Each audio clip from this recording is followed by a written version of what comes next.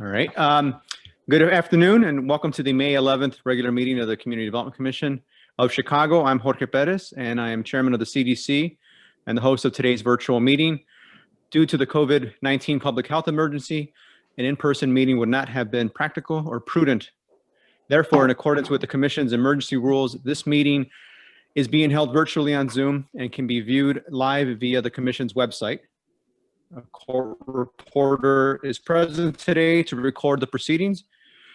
Commissioners, you've had all been designated as panelists, which means that you'll be able to control your microphone. Please remember to place your microphone on mute unless you need to speak. Again, if you want to be recognized by the chair, please activate the raise your hand feature and you'll be called in order.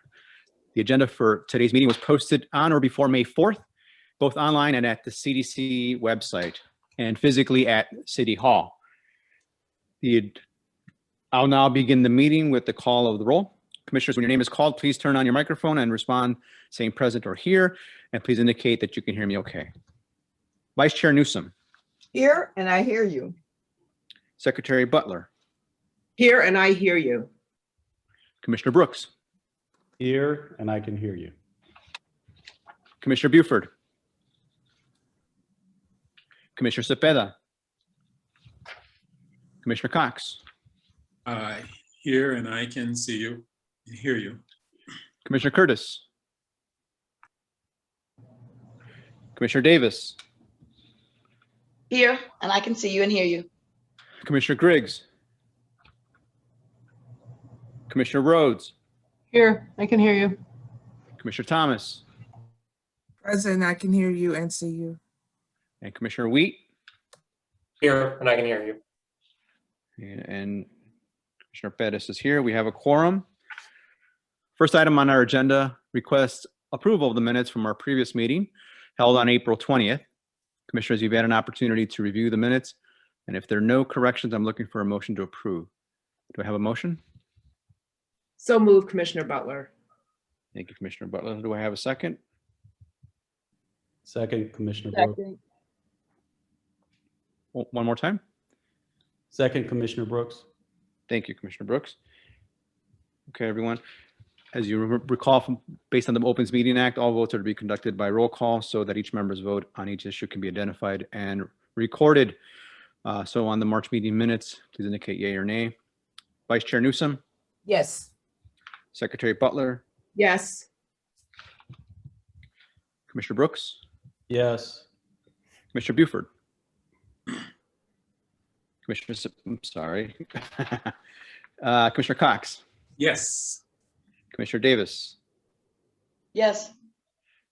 Commissioner Thomas. Yes. Commissioner Rhodes. Yes. Commissioner Wheat. Yes. And Commissioner Pettis votes yes. The motion passes.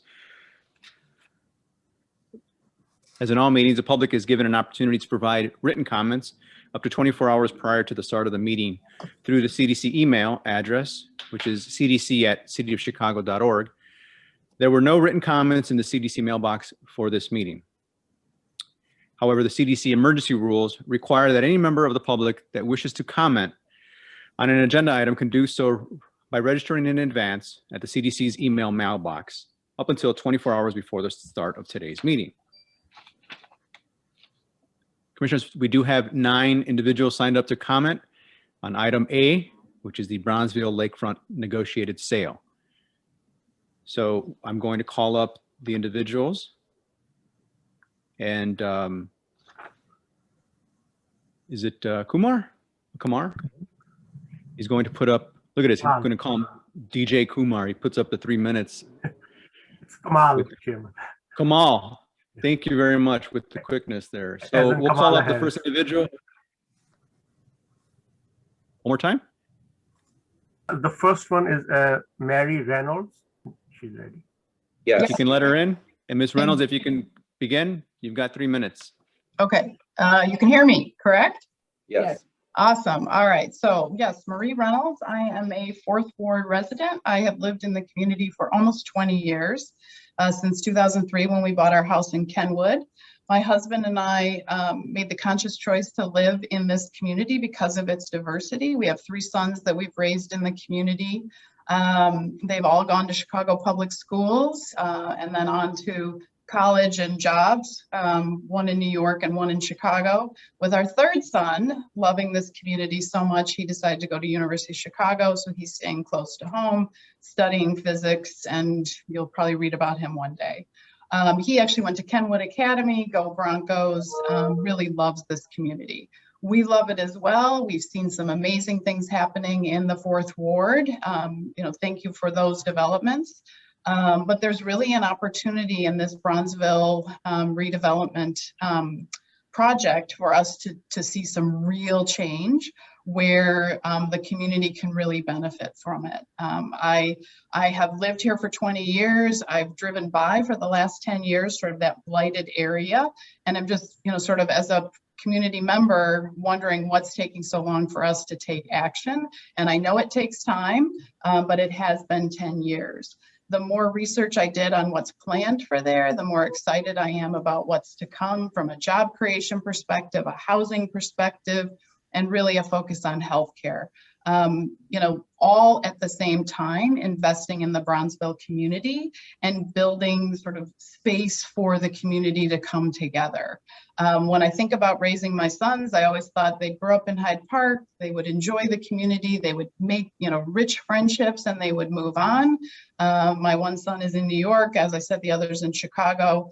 With the work that I'm seeing planned for the Michael Reese site, the more I think maybe they will stay. You know what? There's opportunity there for them, for the community, from a jobs perspective, from a housing perspective, and really this focus on healthcare, which I think is amazing. The anchor tenant is really going to solve some of the world challenges that we have. So it's going to bring locally sort of this global problem and solve for it. I've seen some of the pictures of just how beautiful the community is going to be, the richness of Bronzeville that will continue through this space. And I just encourage you to approve it today. I thank you for listening to the community as much as you have. I know that's been a real process, and I encourage you to approve it and take it forward. So that's it. Thank you for listening. Thank you, Ms. Reynolds. Okay, up next we have Akeem Anderson. Yes, I'm here. All right, you can proceed. Excellent. Well, I just wanted to first and foremost say how excited I am to see the development come to this area. I'm a member of the 3rd Ward, which has, been home to me for about me and my wife for 3.5 years, and we've made it home because we believe in the area. We believe in its possibilities, and also we're excited to see inclusive projects like this open the door for more public and private investment into the area. So as a homeowner, I'm really excited to see that come to bear. One of the things that I'm excited to see alongside that is you just making better use of vacant real estate on the south side of the city. I too have been, driving past that area quite frequently and seeing opportunities in my mind to see it come to fruition in its most, fulfilled vision. So I'm excited to see that and the increasing of the community experience, both lived and, imported, I think is going to be really important to the fabric of what we hope to see, in the near future. I have twins coming here pretty soon, and I would love to see blight turn into relevance relatively soon. And so I think this opens the door for that. I talked a little bit about increasing the need and want for public and private investment in the area. I think this is one of the key moments in which we might see that come to fruition in a new way, an innovative way that we haven't quite seen in the Bronzeville area in quite some time. So I do support it moving forward and hope that my statements, yield some insight from a homeowner's perspective in terms of what it might do for me and my family. Thank you, Mr. Anderson. Up next, we have David Rudd. You can proceed.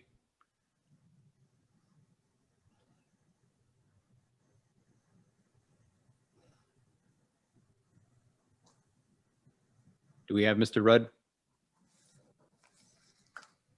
Okay, can you hear me now? Yes, we can. Go ahead. Okay, I'm sorry about that. I thought you could. Good afternoon. My name is David Rudd, and I've lived in Chicago on Chicago's South Side my entire life. I'm pleased to speak in favor of the Bronzeville Lakefront plan. Just the name of the project combines two aspects of Chicago that mean a great deal to me. I was born at Michael Reese. The first home I had for myself was an apartment in Prairie Shores. My girlfriend, now wife, lived in South Commons. Today, I have a business client in Bronzeville, and our daughter lives in the neighborhood. And the lakefront's therapeutic quality continues to play a pivotal role in my overall health. So I think this unique development promises to enhance those iconic areas of the city. As a small business person, I'm thrilled that the project is committed to nurturing and building minority and women-owned businesses at an unprecedented scale, topping all mandated targets. I'm excited about the projected economic impact of more than $8 million over 20 years. The estimate, I think that's 8 billion, the estimated 45,000 jobs it can bring as well. For those reasons alone, I believe this project has strong potential to ease the blight, crime, and other inequities that stifle prosperity on the South Side. I'm very intrigued by the promise of this project to create modern jobs in emerging business sectors. I stand solidly in favor of creating intergenerational wealth and diverse businesses in areas that need it most. More than a real estate development, Bronzeville Lakefront can bring social impact that will spark opportunity on a scale not seen on the South Side in decades. It will create real opportunities for a neighborhood challenged by underinvestment for the last 60 years. Bronzeville Lakefront offers the city a once-in-a-lifetime chance to break negative social and economic cycles for good and to reverse them with a healthy, revitalized, and vibrant neighborhood that will set a nationwide example for inclusive development. For these reasons, I'd like to welcome Bronzeville Lakefront, and I urge support for it. Thank you. Thank you, Mr. Rudd. Up next, we have David Winters.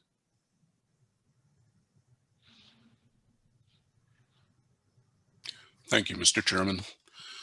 My name is David Winters. I'm the Chief Operating Officer of the Metropolitan Pier and Exposition Authority, the owners and operators of McCormick Place, the Hyatt McCormick Place Hotel, the Marriott Marquis Hotel, and the Wintrust Arena.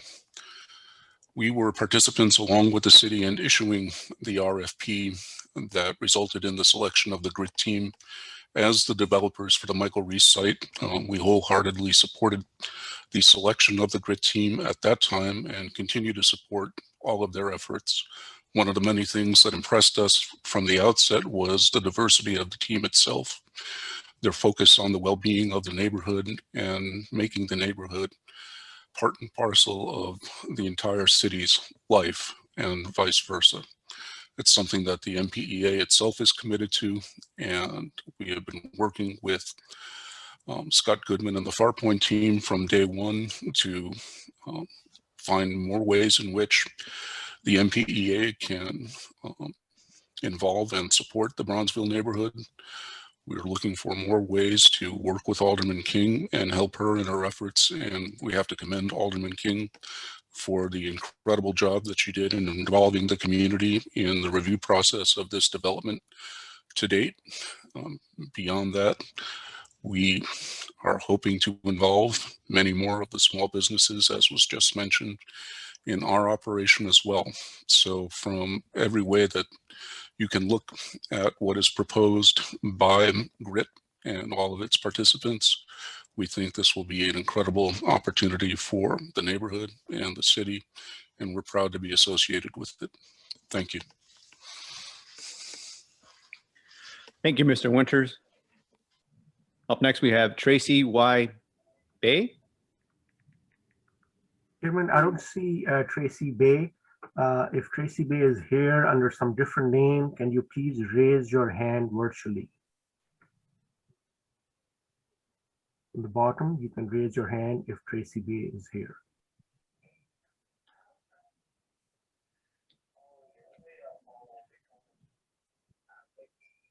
I don't see Tracy Bay, Chairman. Okay, we'll go on to the next individual. Thomas McElroy. Thomas McElroy? Oh, can you hear me, Commissioner? Yes, sir. All right. You can go ahead. I come to you in support of the Bronzeville Lakefront development. My name is Thomas McElroy of Level 1 Global Solutions, a certified minority firm here in Chicago since 2001. My firm is the Smart City Technology Systems Integrator for the Bronzeville Lakefront development team. The Bronzeville site is located at the intersection of America's fiber optic distribution network. Every major fiber optic network in America comes through Chicago, and this happens to be its intersection point. This development will make the term smart city real in Chicago and on the south side in Bronzeville. There's approximately $3 billion investment, 20 million or more for local education investment, 20% of affordable housing units that will be designed and built. This development will advance renewable energy to the point that it actually contributes more than it uses. The advanced technology infrastructure on this site will enable and provide opportunities to extend that high-tech infrastructure into neighboring underserved areas to enhance the community. The Bronzeville development is anchored by diversity, equity, and inclusion by its very design. And a hats off to Scott Goodman for that being his primary focus. This will be a job creator on the south side like never before. The jobs will number in the thousands for both construction, technology, and other high-tech industries centered on the Chicago's south side. As the city of Chicago becomes a substantial technology, fiber, and data center infrastructure continues to draw companies and businesses that rely on this technology infrastructure, the workers from the minority communities look forward to being part of the revelation that drives these economies. I want to thank you for the time afforded me today in support of the Bronzeville Lakefront development. Thank you, Mr. McElroy. Up next, we have Emil Harper.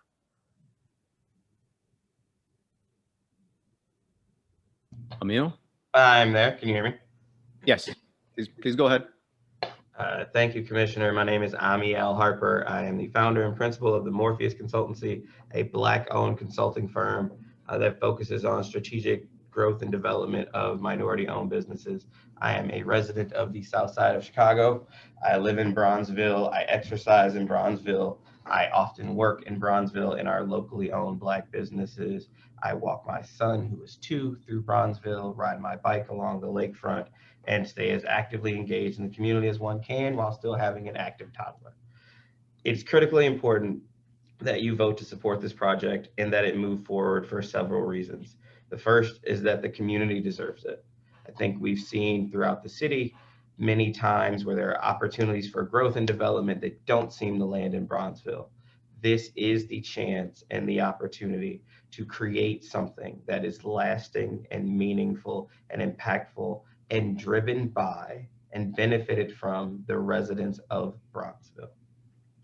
In addition to the fact that we are ready for it, and the fact that we deserve it, it's also really important to understand that we're ready for it. If you look at what's happening right now across the Bronzeville community, what you see is that there are many, many homes that are being purchased, and actually at increasing housing prices, which mean that several of our residents are actually moving out, creating the jobs that allow us to stay, and particularly allow our Black and brown residents to stay in our community and to keep Bronzeville bronze is critically important.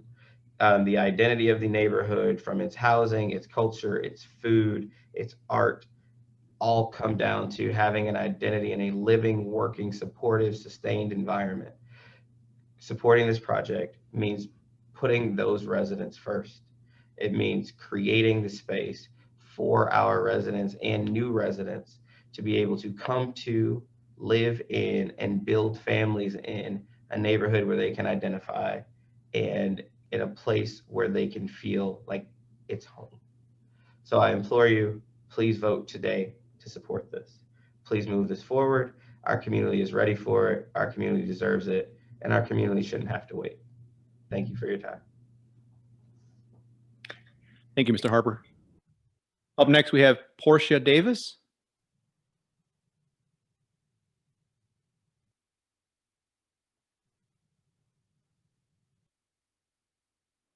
Porsha Davis. Porsha Davis, you have to unmute yourself. Hello, can you all hear me now? Yes, please go ahead. Thank you. Sorry about that, you all. My name is Porsha Davis, like you said, and I am like the majority of the people here, a Bronzeville resident, lifetime Chicagoan, transitioned from the West Side about 5 years ago to Bronzeville, specifically for a lot of the reasons that a lot of the people before me have mentioned, you know, the rich history, number one being just the Black excellence that exists and existed in Bronzeville that I wanted to not only be a part of, but to continue to contribute to that. And so this project to me is an extension of that, and my thoughts around my feelings as a resident of Bronzeville, and the reason I moved here. As the person before me spoke about this, you know, there's an interest in Bronzeville for young Black and brown professionals to grow professionally and to also grow their families here in Bronzeville. And it's become quite a commodity to be here. And I'm excited to be here as a new parent, to be able to be a part of something like this. And really, you know, I don't want to repeat what a lot of the folks have already said, and I second that, but I want to be a part of that. And we deserve to be a part of that. In these activities and this feature to the lakefront, making it more accessible for people and safe as well, is something that I'm behind, and I want my children to be able to experience that rich history here within Bronzeville. So please take these comments into consideration, and I push and highly encourage you all to approve this for our neighborhood. Thank you. Thank you, Ms. Davis. Chairman Perez, this is Secretary Butler. It appears that Secretary Butler. Alderman Michael Scott is in the attendees room and should be admitted as a panelist with the other aldermen. Okay. Thank you. Thank you very much. Okay, finally for the speakers, we have Desmond Orr. Desmond? Can you guys hear me? Yes, we can. You can go ahead. Good afternoon. Hey, again, my name is Desmond Orr. First thing I should say is I'm not a native Chicagoan. I'm from Detroit. As we say where I'm from, East Side to the day I die. But I've lived in Chicago for 31 years, and 15 of them almost here in Bronzeville. And it's been a great experience. Fortunate enough with my high school girlfriend, who's my wife, for almost 28 years. We've raised our 3 daughters here, Whitney young kids. We have a Howard graduate, an NYU graduate, and a Wellesley Rising senior. So that means I'm broke, but I love my area, I love my neighborhood. And I wanna make sure that we take the time to really focus on the team that's developing this project. These guys have been phenomenal in making sure that they do a couple of things that are really important. One, they've taken great lengths to honor the history of this community and what it means to the residents and what it will look like going forward. Two, they made a concerted effort to mitigate what I believe to be potential neighborhood concerns by including affordable housing, making sure that there's opportunities for people to come in and elevate their lives over time and be effective and important parts of this community. And the third thing is they've displayed what I believe to be a great and clear vision going forward. So it's not just that they're creating a bunch of jobs, that's important, but they're creating what I believe to be career opportunities. I'm a card-carrying member of the Carpenters Union here in the regional Chicago area, and these guys are going to put people in place, Black and brown people in place at this project that will be able to have careers, not just a job for 18 months or 24 months, but a job for 10, 20 years. And those jobs are going to do things like afford them the opportunity to pay for their kids to go to college, give them the opportunity to pay for their homes and pay down mortgages, give them the opportunity to recirculate their dollars in this greater Bronzeville area. So those are the things that I think are important. Again, the grit team is amazing. They have done a great job of taking the community's concerns into account, and they built what I believe to be a rock solid opportunity to anchor this community going forward. I thank you again for taking the time to listen to me. God bless everyone. Thank you, Mr. Orr. Commissioners, that's it for the speakers on this item. So we'll now begin going to item A, which is the Department of Planning and Development requesting the authority to enter into a negotiated sale with Grit Chicago LLC for the disposition of the property located at 2929 South Ellis Avenue, parcels generally bounded from 26th Street to 31st Street and from Lake Park Avenue to Vernon Avenue in the Bronzeville redevelopment project area. Terrence Johnson will present the staff report on behalf of the Department of Planning and Development. Mr. Johnson, when you're ready, you can go ahead and begin. Thank you, Chairman.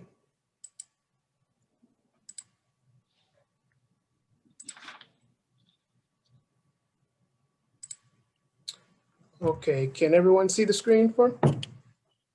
Yes. Okay, great. Good afternoon, Commissioners. For the record, my name is Terrence Johnson, Assistant Commissioner with the Department of Planning and Development. Today with me are members of the GRIT team and my DPD and sister agency colleagues, all available to answer any questions the Commission may have.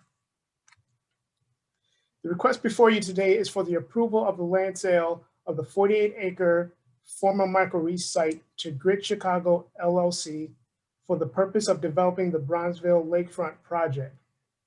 The property is located in the Douglas community area and the Bronzeville TIF district. The city-owned property is generally bounded by 26th Street to the north, 31st Street to the south, Vernon Avenue to the west, and Lake Park Avenue to the east. The project site is outlined here in orange, as well as providing some context of the location of the site close to the lakefront near McCormick Place and less than a 10-minute drive to the city center. The Michael Reese site was acquired in 2009 as part of the city's unsuccessful bid for the 2016 Olympics and was anticipated to serve as a site of the Olympic Village. Despite being well located, the site has sat vacant since the hospital was demolished in 2009, with the exception of one remaining structure, the Singer Pavilion. The vacancy can be attributed to two primary factors: the need for significant remediation on a portion of the site and inadequate infrastructure. The northern portion of the site contains elevated levels of radioactivity. The city is in the process of remediating as is required by IEMA and will spend approximately $31 million to do so. The site also suffers from a lack of infrastructure. The site is inadequately served by roads and the existing roads are in disrepair. The city will spend $60 million on infrastructure projects, including building roads that connect to the grid and service the entire site, and the building of park space along 31st Street. No TIF is anticipated to be used to fund the infrastructure. These regional improvements will be accomplished through the use of federal funding and/or as part of the city's infrastructure plan. But curing these deficiencies is what makes the site developable. Here's an aerial depicting the site of the need of remediation.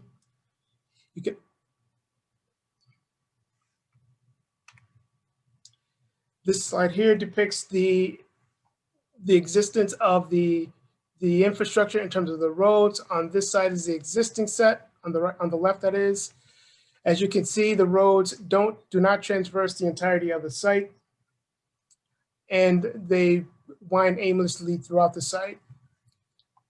To the right here is what it will look like once all of the infrastructure improvements have been completed.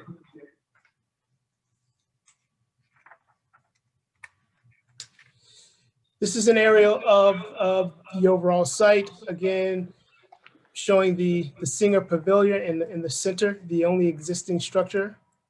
And again, it gives more of an indication in terms of the need for infrastructure and connecting the streets to the grid. And here is a aerial depicting looking south from the north side of the parcel. To find someone to develop the long vacant site, the city issued an RFP, which was reviewed and approved by the CDC in October of 2016. After a thorough review of the 5 proposals received, DPD determined responding Grit Chicago LLC was best suited to redevelop the site. Grit is comprised of Farpoint Development, Loop Capital Management, McLaurin Development Partners, Draper and Kramer, Chicago Neighborhood Initiatives, and Bronzeville Community Development Partnership. Since being selected the winning respondent, Grit and DPD have been engaged in negotiating the framework of the land sale. Terms include the following. Grit will pay a minimum purchase price for the land, approximately $97 million, and this price will escalate by 2% annually. The site will be conveyed to the developer on a parcel by parcel basis. The sales price will be based on the permitted FAR of each parcel. Grit will make an initial payment of $20 million to serve as an option payment for the right to acquire the parcels over a 14-year period. This payment will be credited towards future land sales. As part of the development proposal, Grit has participated in a community engagement process that included town hall and community meetings, as well as 20+ meetings and conversations with the Michael Reese Advisory Committee, a community-based group convened by the Alderman's office. This community outreach has been instrumental in shaping the development project as well as the benefits it will provide to the community. Grit's proposal is for an 8 million square foot multi-phase mixed-use development that will be built out over 10 to 20 years. Anticipated uses on the site include retail, residential, and office users, including a life sciences component anchored by the Sheba Medical Arts Center. The development will also include over 10 acres of park and open space. It is anticipated that the development of the entire site will result in $3.5 billion in total investment and create over 30,000 jobs. Other community benefits include a welcoming center celebrating the history of Bronzeville, 10% of the retail space reserved for local businesses at below market rates, a $25 million contribution towards the educational needs of the community, up to 1,300 affordable housing units on site, vocational and professional training for local residents through internships and apprenticeships, increased MBE, WBE requirements of 30% and 10% respectively, with an aspirational goal of hitting 65% minority participation. To hit the 65%, Grit anticipates using both certified and uncertified MBE, WBE firms, which is often done but hardly ever reported. So an aspirational goal of 65% is a real benefit to the community. Here is an overall rendering of what the project will look like when it's completely built out. Just some of the massings and some of the uses here. Here in the middle to orientate you there, that's the single pavilion that we spoke about earlier. This is a street level view of a very pedestrian friendly cottage grove as part of the, will be part of the infrastructure that's created. This is a view of the 31st Street Park.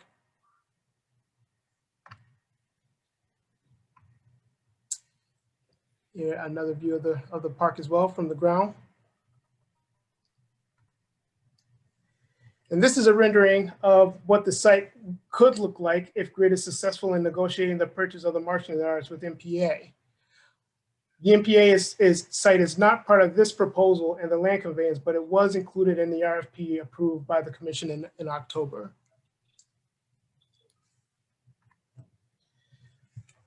So in conclusion, based on our review of the proposed plan, the Department of Planning and Development requests the Community Development Commission recommend that the City Council approve the negotiated land sale of city-owned land to Grit Chicago LLC. At this point, we will be happy to answer any questions that the commission may have. Thank you, Mr. Johnson. Please let the record reflect that Commissioner Cepeda has joined the meeting. Also, Alderwoman King is on. Alderwoman, if you wanted to make a statement, floor is yours. Thank you. Thank you, Commissioner. I appreciate this time. So I also wanted to shout out, I always have to pay homage to Alderwoman Newsom, who used to hold this position. So I have to acknowledge her, but also all the other esteemed commissioners, a number of which I'm familiar with. But thank you for this time and your consideration of my comments today. On the future of the Bronzeville Lakefront development. I'm excited to be here on behalf of my community. Before I go on, I'd be remiss if I didn't thank the mayor, represented by your fellow commissioner, but also the department head of the Department of Planning, Commissioner Cox, who is here. His leadership has been tremendous, along with some of his team, especially Cindy Rubik, Noah Franzik, Patrick Murphy. They've all been working really, really hard and committed their time to this project. To the GRIT team, represented by Scott Goodman, want to shout them out as well. It's been a huge process that we've been working on, but a good process nonetheless.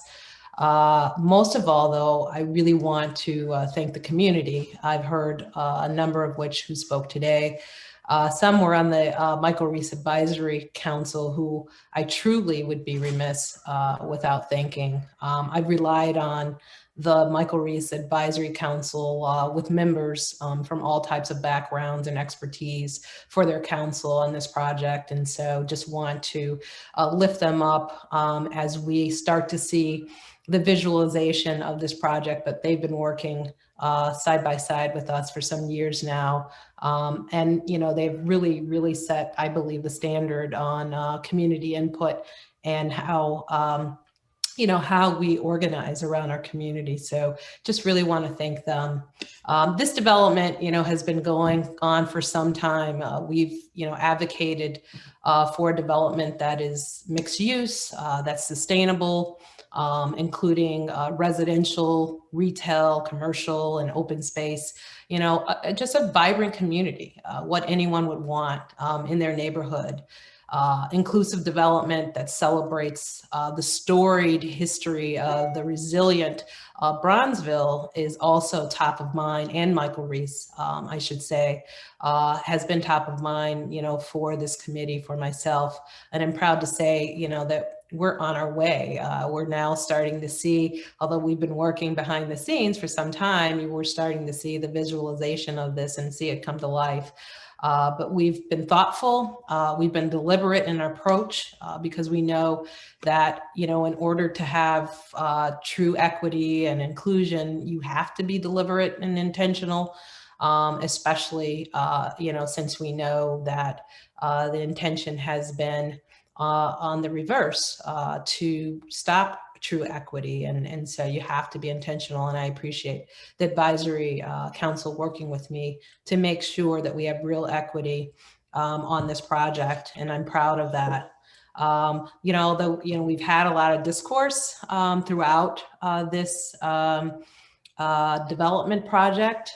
Some of it has been tense at times. I think we have a better project, a better project because of that. You know, as you can imagine, when developers and the community and government come together, everybody has different priorities. But we've made it clear, you know, that the community's priorities should be top. And so while we've had colorful discourse, I think of us as family now. And, you know, I think we are all headed in the right direction. Some of the highlights of the project have already been discussed. I just want to take a few moments and highlight some things that I think are a direct result of the collaboration that has been shown on this particular project. You know, again, the Community Advisory Committee just really coming together, I think, is a standard now throughout the city for major projects. So we're proud of that. Everybody knows we fought really hard for this not to be the site for a future casino, and we're proud of that. While we will welcome one in the city, one day it will not be, on the Bronzeville lakefront. We advocated very strongly and felt it was very important to pay homage to the Bronzeville community and the former Michael Reese site. And so you will see throughout the development that strains of each will be very significant in every parcel of the development. One of the ways is through a Bronzeville Welcoming Center, really / a digital museum to really celebrate and commemorate the storied and long history of Bronzeville. And, we likened it to kind of a smaller scale African-American museum in DC on a much smaller scale, but really just to pay homage to Bronzeville and so that folks have a place to come from around the city, around the country and the world to celebrate the history of Bronzeville. Jobs, obviously very important, both long-term and short-term jobs, construction, as well as professional services, permanent jobs.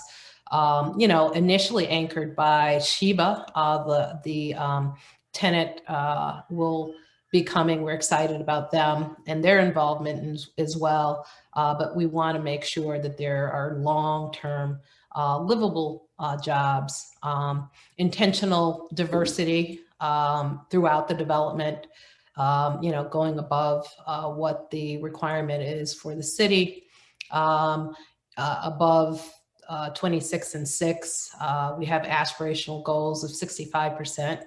We're really working to hit those goals. Internships, apprenticeships throughout the development with the Michael Reese Advisory Council really staying involved to make sure that we not only hit these goals, but that we think about strategically how we do it and how we involve the community in order to do so. 20% affordable housing on site, I will say, not off site, but on site. Again, very intentional about that.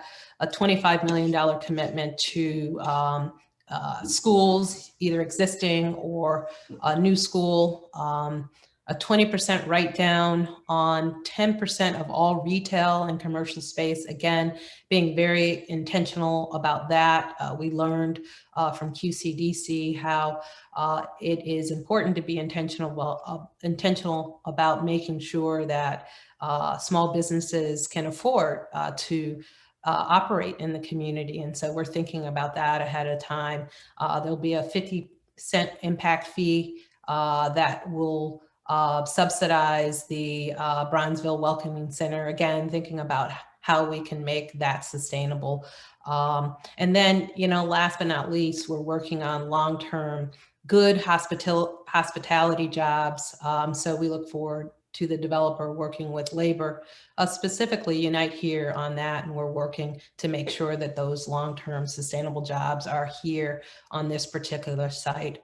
So for this reason and many, many more, I am in support of this development. Just want to remind you as commissioners, when developments come before you, to look for some of the things I think that we've worked on, inclusion, true equity, making sure that there are jobs and things that come into the community. And so while there's been strong discourse, we are better off in this development because of it. And I see a long-term how the community is going to benefit from that discourse and look forward to continuing to have even more as this project comes to fruition. So again, thank you for allowing me to be here today and to ask for your affirmative approval of this particular development. Thank you very much. Thank you, Chairman. Thank you, Alderwoman King. Appreciate that. Commissioners, we'll now go to some questions. If you had any, just please press the raise your hand feature. Any questions? Commissioner Davis? Thank you. And thank you, Alderman King. I'm excited about this project. As you know, I live really close to there and I live in Bronzeville.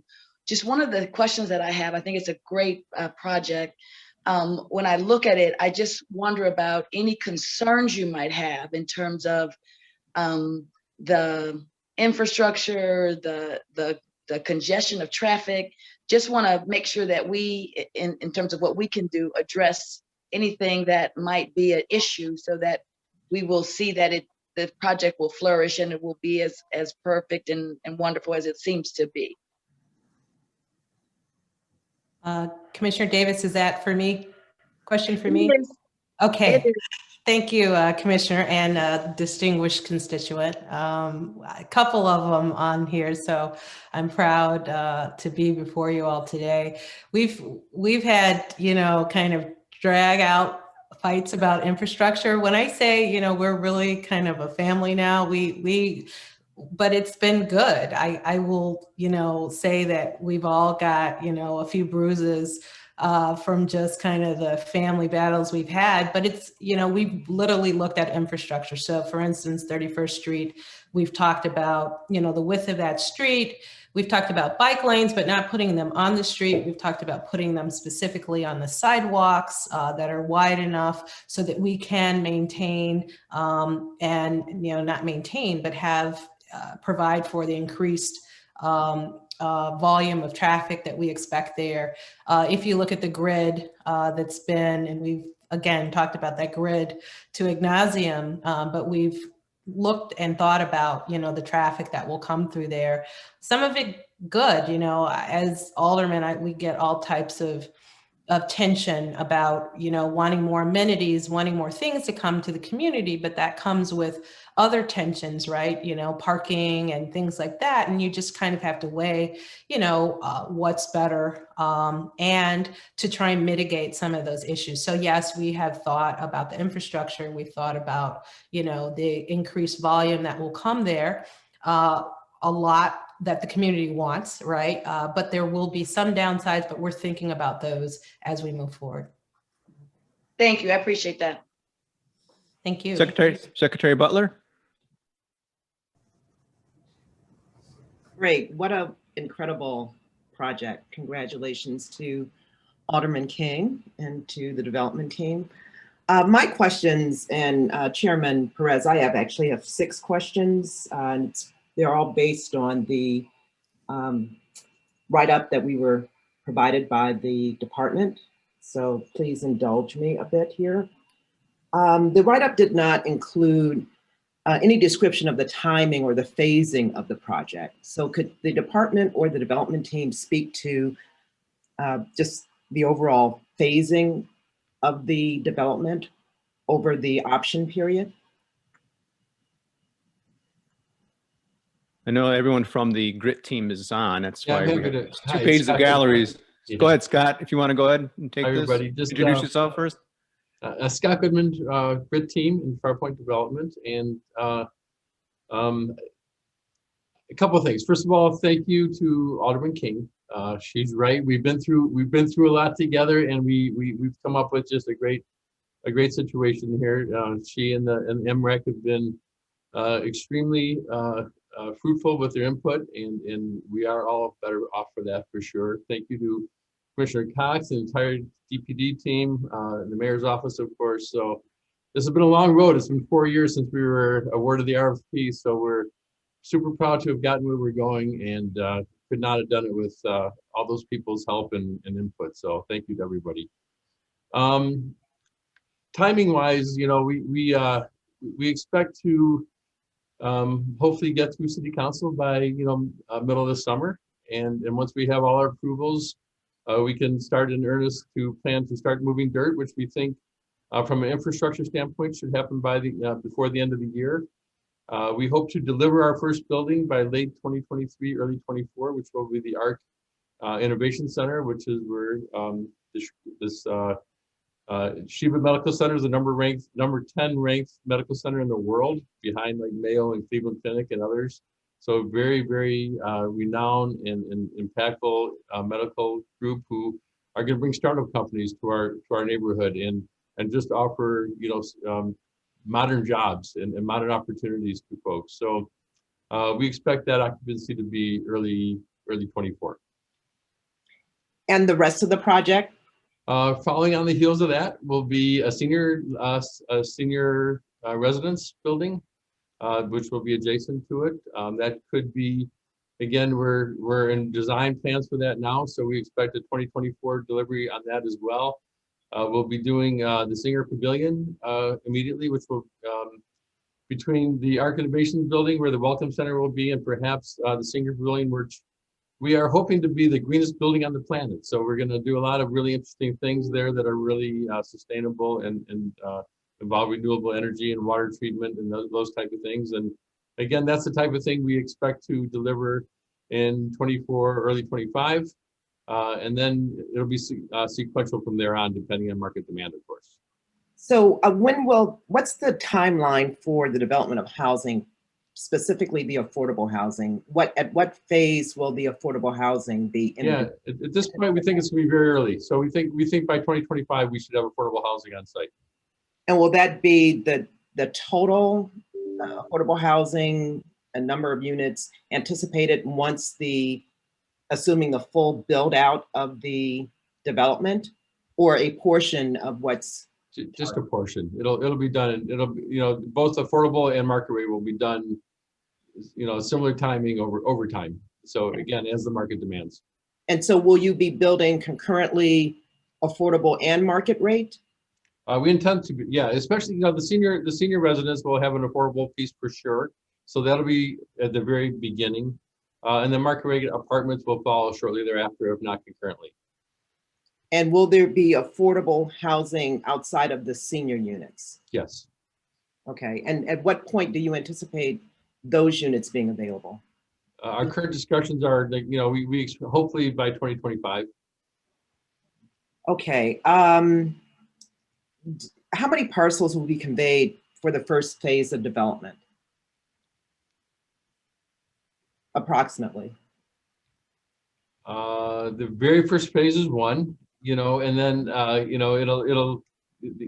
again, it'll be the Arc Innovation Center, then the senior living, the Singer Pavilion, and then probably a data center on the very north end of the site.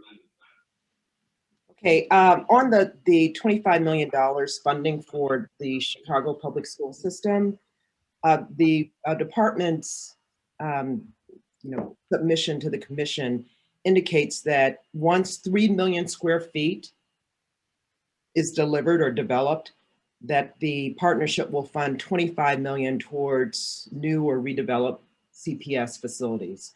That's correct. What's the time, when do you anticipate, the full completion of the 3 million square feet? And is that developed and occupied, or just developed? That is developed and occupied. Developed and occupied to trigger the $5 million contribution. So at what year do you believe that will occur based on the development timeline? Yeah, so there's a reasonable chance that we'll get that done even before that 3 million square feet is done.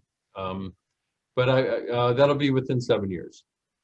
Okay, so within the first 7 years of the project, of the development, you anticipate that the 25 million would be funded and contributed. We're going to try really hard to get it done sooner, yes. Okay, just a few more questions. The department provided a chart that showed direct and indirect ownership interests in the venture. And this might be a question for the department. We show Chicago Neighborhood Initiatives, Farpoint Grit, and Loop Capital Markets as having direct ownership, which approximates 86%. Is that correct? And are there other direct interests or ownership interests that are not reflected on that? Actually, the ownership is amongst the GRIT team members. By the way, GRIT stands for the Global Research, Innovation, and Tourism District. It also stands for Get Ready, It's Time.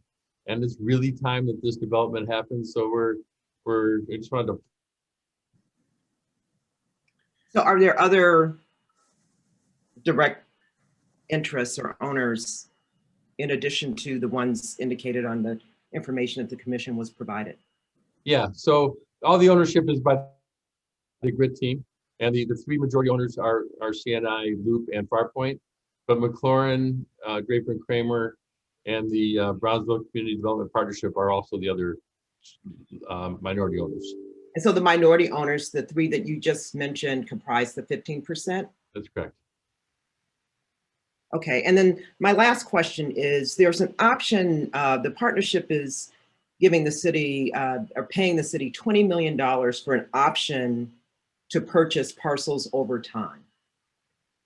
The question I have for the city is, can that option be sold or conveyed to another partnership without city approval?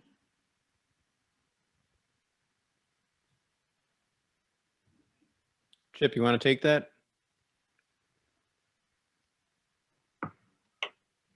I think Terrence is trying to answer the question, but he looks like he's on. Go ahead. Oh, I'm sorry. Please, I'm sorry. Go ahead, Mr. Johnson. Go ahead. Oh, yeah. So this is Terrence. So the RDA would contain provisions by which parcels can be sold and have some guardrails in terms of, whether it's sold as part of the development or sold as part of a land sale. So there will be guardrails in terms of limiting the amount of the developer's right to sell any conveyed parcel without any development on it. And if that answers your question. Well, not specifically. The question specifically is, can the developer sell or convey the option to purchase that they're paying $20 million for without receiving prior approval? Not the option to purchase, no. Okay, thank you. Those are all my questions. Thank you so much. Okay. Thank you, Mr. Johnson. Okay, Commissioner Thomas. And then, Chairman, if I can follow up in a second, I just wanted to clarify some things. I lead the floor. I relinquish the floor to Alderman King. Go ahead, Alderman King. Thank you, Chairman. Just wanted to clarify, and great questions by Commissioner Butler. Some of the reason it's taken a little time, more time, is because, the advisory committee and myself were concerned about a number of the questions that you mentioned. The redevelopment agreement is super important. That's something that we are continuing to work on. But a number of those issues, I laugh, and I said this before with the advisory committee, with the developers. When my sister were growing up, we would always trade things, but we would say at the same time, like, if you're gonna take my sweater, I need your hat, and we got to trade at the same time.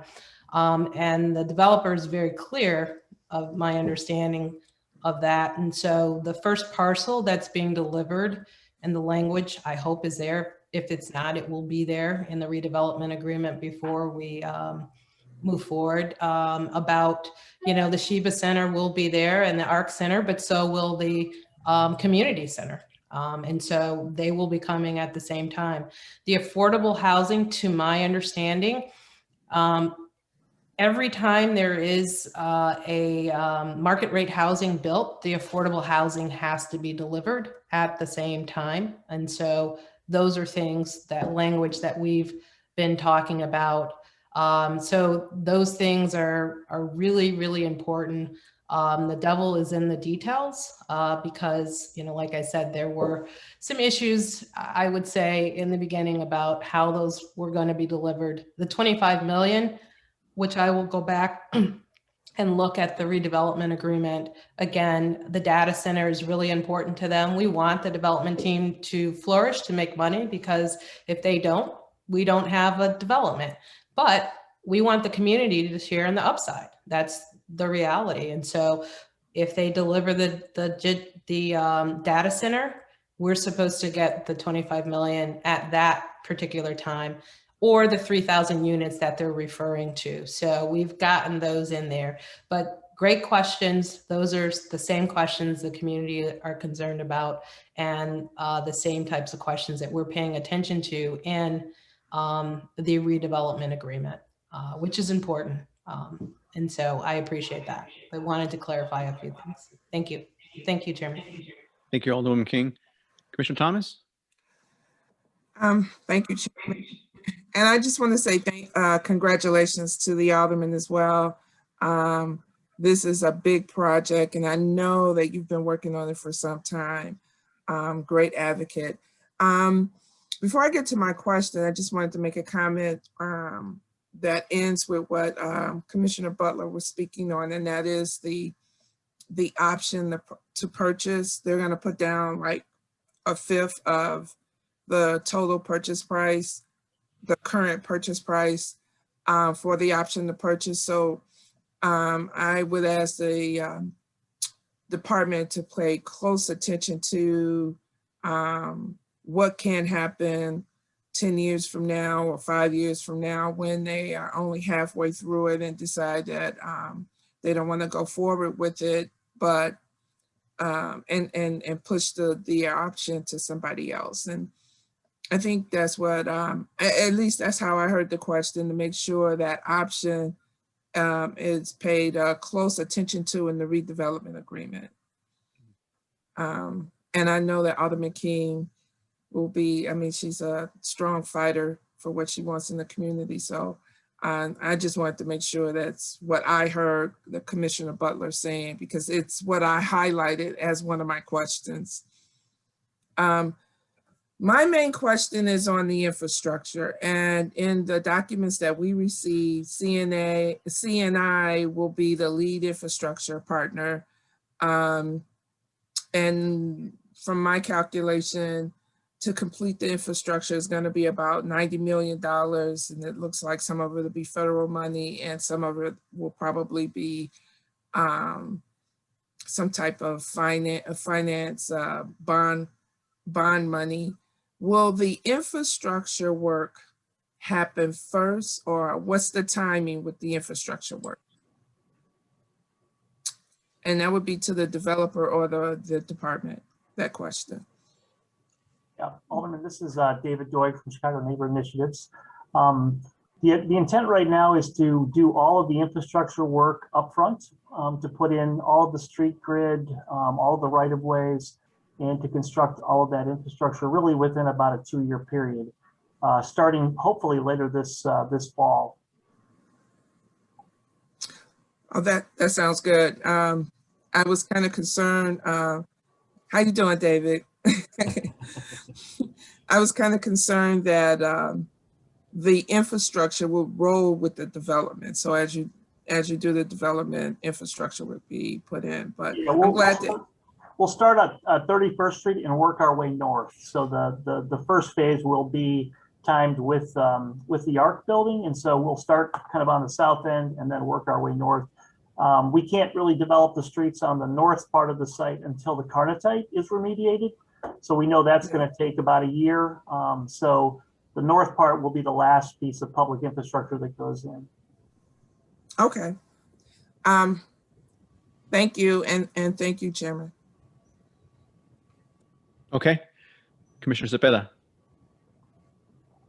Hi, good afternoon, and thank you for calling me to speak. I think this is a fabulous development, and we've seen many attempts at developments here, and so I really, really hope that this one goes forward, and it's great. It's such a beautiful spot in our city, and I'm really excited to see some of the participants that I know well, like Loop Capital and Johnson and Lee, and there's great entrepreneurs and people that have made a difference in Chicago that are involved, and I think that's fabulous.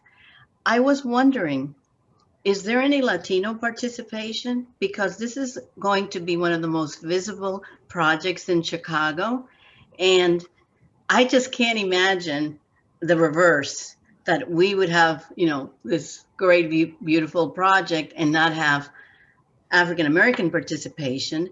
And I might be missing it. I'm sure it's here. I just don't see it. And I think that wouldn't be okay.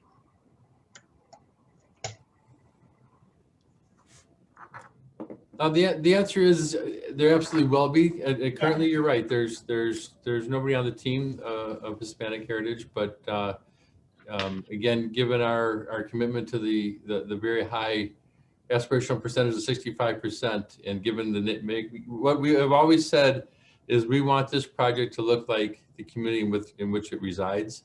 So that is everybody. So when would that happen? Because when this was going to be the the Olympics. Olympic Village.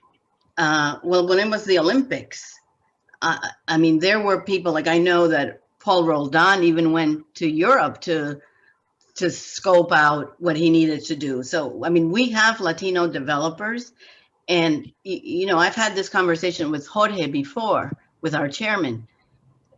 Accommodations afterwards, they're not as effective.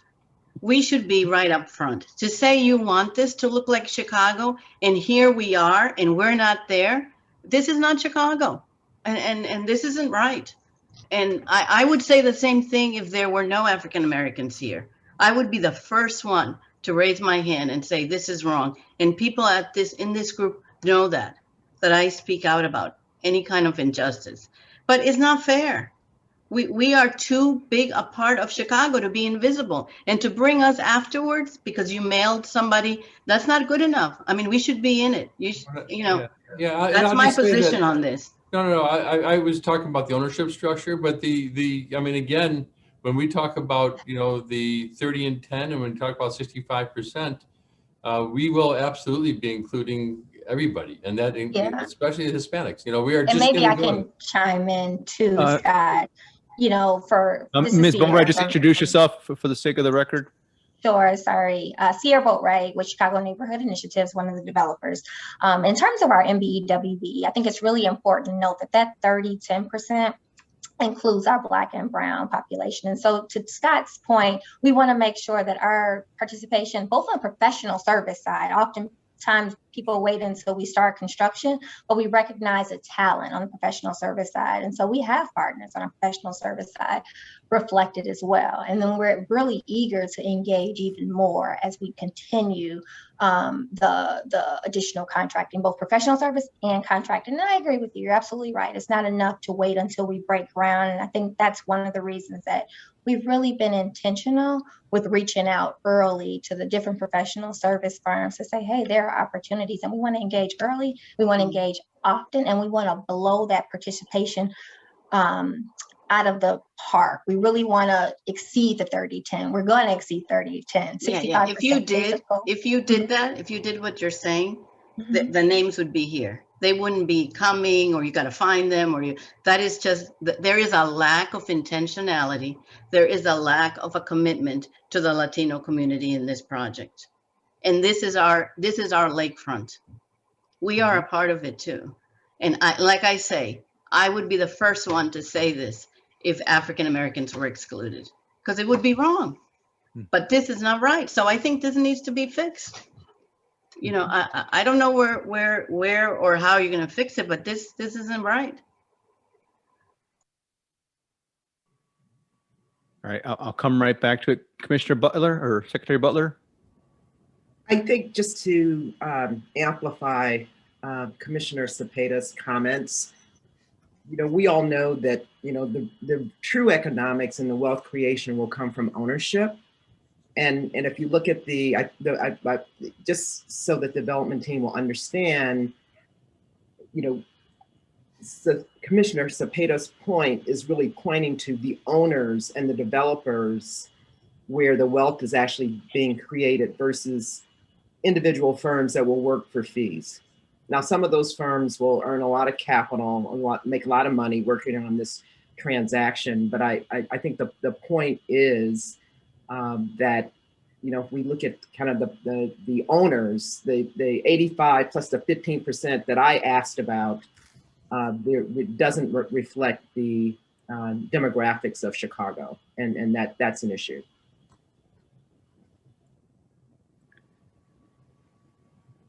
Well, I will say that the ownership group that you see are the general partners, generally speaking, and there will be limited partners, which are the investors, and we will have a crowdfunding mechanism so all can invest and be part of the value creation here. So we are looking to open that up to the entire community. Yeah, Scott, I would chime in. I definitely support Commissioner Cepeda on what she's saying here. And I think, the phrase that folks use nowadays is a teachable moment. And I think there's quite a bit of applaud that your team and Alderwoman King definitely deserve on this, but you still had 4 years in this. And in the last 4 years, this whole discussion of diversity, equity, and inclusion really has grown considerably, and considerably to the point where Secretary Butler's point is very well taken in terms of the wealth component portion of it. And I think she put it very succinctly. The general partners there are the ones that are going to make the big fees. Clearly, from the standpoint all the way down the line, there's going to be less. I think what we've learned over the last couple of years, as I've mentioned, is that progress of the owners or general partners, limited partners, architects, engineers, contractors, and subcontractors, it's always in this category that they think of minorities, or traditionally have thought of it. And slowly over time, as that bandwidth has gotten larger and embracement of diversity, equity, and inclusion, it's gone this way. But it's still a big barrier at this developer standpoint. Now, I will say, we've had CDC meetings even a couple of months ago where developers, clearly not as big as Farpoint or have the bandwidth of perhaps other teammates that you have here, have come to us with large national general contractors who do over $4 billion a year, and they didn't get it. They didn't understand it. I will say that ward didn't have the leadership of Alderwoman King. That Alderwoman didn't really push it, didn't understand it. And it's a darn shame, because it's actually a Hispanic alderman. And we, amongst the Hispanic community, are really trying to push our alderman to do so and really make sort of the same conversation where clearly there's a big African-American focus on this project, but very little Hispanic. We support that. Obviously, I would like to see it in Hispanic communities. We seldom see it even amongst ourselves. But the whole aspect of diversity, equity, inclusion, I like to put it best this way. If you don't have equity and diversity, there's no real inclusion here, and it's not going to be sustainable, particularly in Chicago when Hispanics are the growing demographic. And over the next 20, 30 years, it's going to continue, not only here, nationally. Hispanics are going to be the driving force in the demographics in the country. And if you don't start figuring this out now, then it's going to be a lot more difficult going forward. So it's this giant teachable moment here, Farpoint and the GRIT team, and you really need to understand it, because I think I know you said that it's about time to get this project going. Definitely from the Hispanic community, we really want to be able to be taken into consideration at the very, very beginning, not all the way to the end. And I will add on my just personal comment, the engineering company of Spaceco, I know they've done a lot of work in the neighborhoods. They're not a Chicago company. I'm pretty sure there isn't going to be any tag days for Spaceco in the future, but you have a growing base of civil engineering firms that are minority owned, Hispanic, African American, and those numbers are only growing. Yet for these types of projects, it goes below the radar, and that's something that definitely needs to be considered. So definitely from the standpoint of pushing if there could be a mentor-protege program, and I know Secretary Butler has been working on this, where the large developers really understand and teach the smaller developers, if that's even a phrase, that needs to start happening more. But also from the standpoint, understand that the larger community, and I would say from a personal standpoint, the Hispanic community is going to be pushing developers even further to really take that phrase to heart, is that diversity without equity is not inclusion. So with that, let me see if there anyone else who has another question, commissioners. Commissioner Cox. Commissioner Cox. Just to put a point on it, the CDC is quickly becoming my most favorite commission to sit on, because they genuinely have a robust dialogue, which is what you hope commissions that are working on behalf of the city are doing. So I applaud you all for the rigor of your questions and your tenacity to ask for more. I do think that in so many ways, the Michael Reese site is breaking new ground on so many fronts. And this is both from the alderman's process that she created, the developers' courage and going international to bring an anchor resource here, their willingness to interpret the site in a very urban way that is really seen and understood as an extension of Bronzeville.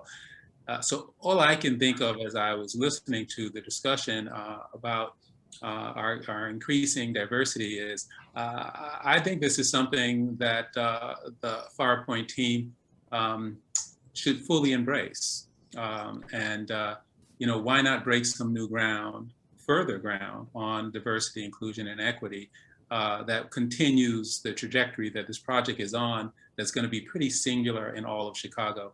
So I'm sure we won't come to any resolution here, but I would just, it would be enough for me to hear from the developers that they're interested in taking on this item. The Alderman has done extraordinary work in trying to think of new models of ownership that have yet to really be explored in Chicago. So I think all we could possibly hope for this at this meeting is a commitment to work with a group of folks who would like to push the envelope along with you. And that, I guess that's to Mr. Goodman. Yeah, thanks, Commissioner. I'll just comment on that. And really everything that's said is very much in our DNA. And we understand the optics of how, if you took a snapshot today, how it looks. And this is, it doesn't matter really what I say right now. It matters what you see in 2 or 3 years from now. And I think you'll all be more than satisfied. I think that, Sear and Morgan Malone and others on our team, this is what they work on every day. And it is an absolute priority of ours. And, really hardly an hour goes by when we're not talking about DEI and how to make, health outcomes better and how to solve for health inequities and all those things that our city really needs to improve with. That is what we're working most on. So it's almost a real estate development second and those type of issues first. So remember this conversation and let's have it again in a couple of years. And I think we'll be in good stead. Thank you, Scott. And we'll have many smaller conversations in between. Yes, we will. Excellent. Thank you. And for the record, I have not copywritten that phrase, so please spread it. Diversity without equity is not inclusion. I wrote it down. I'm going to make a big logo. I'm going to bring it here. I'm just going to put it up like this next time. It's a great phrase. Mm-hmm. All right. All right, commissioners, if you have no other questions, I would say just a final comment. I did put this on in my notes. Mr. Chair, is it Alderman Scott? Alderman Scott. I'm sorry, sir. I raised my hand, and I know this isn't my item, but I felt compelled to speak on behalf of Alderman King.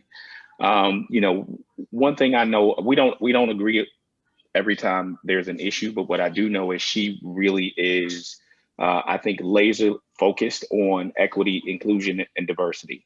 And so if a request is going to be made by the Plan Commission, I know in her heart that she will follow up and make sure that those issues are addressed. I cannot say enough about her being a champion, not only for issues that are Black issues, but issues that are of color, and making sure that there is a level playing field amongst everyone in the city of Chicago, more so than I think any alderman in the city of Chicago. And I just felt compelled while everybody is talking about making sure that there is equity, inclusion, and diversity. I know that as an alderman, that is what she champions, and that is something that she wants to do. And I wanted to make sure that everybody on the commission knew that, and I felt compelled to say so. So thank you for indulging me in that. Thank you, Alderman Scott. Yeah, and just as a final comment, I would say definitely the model, particularly in the community outreach that was sustained there for so long. I know there was a slide there that Mr. Johnson showed up from DPD that shows all the meetings and all the interactions from the community meeting advisory council that was put together. And I think that slide alone is something that all developers, perhaps in the city going forward, should be looking to emulate on all of their projects, because it is definitely a lot of work. But as Alderman Scott just said, definitely from a laser focus, that's the type of engagement and leadership really that projects in the wards definitely need. So thank you very much for that and bringing that up. Commissioner, so with that, if there is no other questions or comments, I'm going to call the item up for a vote. So the resolution before us requests authority for the Department of Planning and Development to enter into a negotiated sale with Grit Chicago LLC for the disposition of the property located at 2929 South Ellis Avenue. Parcels generally bounded from 26th Street to 31st Street and from Lake Park Avenue to Vernon Avenue in the Bronzeville redevelopment project area. Do I have a motion? So moved. Is that Commissioner Thomas? Yes. Commissioner Thank you. Butler. Thank you. That's so moved by Commissioner Thomas and seconded by Secretary Butler. I'm now going to call. Chairman, before you call the roll, this is tech support. I just want to say that if there's any commissioner still under attendees, if they're logged in as a different name, if they can raise their hand virtually, we'll be able to recognize them. Because there are 3 commissioners not here, so I just want to make sure they're not logged in under a different name. No, I think Commissioner Davis said she was going to leave the meeting at about 2 o'clock. So I'm I think still here. Oh, she's still there? What about? I'm I'm sorry. talking with Commissioner Buford or Commissioner Griggs or All right. They are not attendees. I just checked the list. Okay. Thank you, Secretary Butler. Okay, I'm now going to call the item up for a vote. Please signify your vote by saying aye, yes, or no, or abstain. Vice Chair Newsom, Yes. Secretary Butler, Yes. Commissioner Brooks, Yes. Commissioner Cepeda, No. Commissioner Cox, Yes. Commissioner Davis, Yes. Commissioner Rhodes, Yes. Commissioner Thomas, Yes. Commissioner Wheat, Yes. Commissioner Bettis votes yes with reservations. So the item is carried. Thank you very much, the GRIT team, and thank you very much, Alderwoman King. Thank you, commissioners. Thank you, Commissioners. Thank you, Chairman. Thank you, Commissioners. Congratulations. Yeah. I think that's the biggest team we've had on one of these CDC meetings. So thank you for joining us. Yes. Thank you. Okay, Commissioners, we're now going to go to our second item of business. The Department of Planning of Housing is requesting authority to enter into a negotiated, to enter into a city lots for working family sale and redevelopment agreement with GMP Development, LLC, or to a related entity for the disposition of the property located at 1217 South Troy Street, 1220 South Troy Street, 1225 South Troy Street, 1227 South Troy Street, 1235 South Troy Street, 1237 South Troy Street, 1239 South Troy Street, 1245 South Troy Street, 1247 South Troy Street, and 1249 South Troy Street in the Midwest redevelopment area to request alternative proposals and to approve the sale of property to GMP Development LLC or to a related entity if no responsive alternative proposals are received. Brian O'Donnell will present the staff report on behalf of the Department of Housing. Brian, if you can repeat all those addresses without laughing, I think this will be a lot quicker. Go ahead. I don't think I ever mentioned them, so it's all on you. Good afternoon, Chairman Perez, Vice Chair Newsom, and Commission members. For the record, my name is Brian O'Donnell, representing the Home Ownership Bureau of the Department of Housing. Also present today are Steve Searles, developer and principal of GMP Development, Clarabelle Perez, also with GMP Development LLC, and Jordan Wanko, the current project architect. I'd like to add that Mr. Searles also leads GMP Labs, a 4-year master home builder apprenticeship program based in East Garfield Park.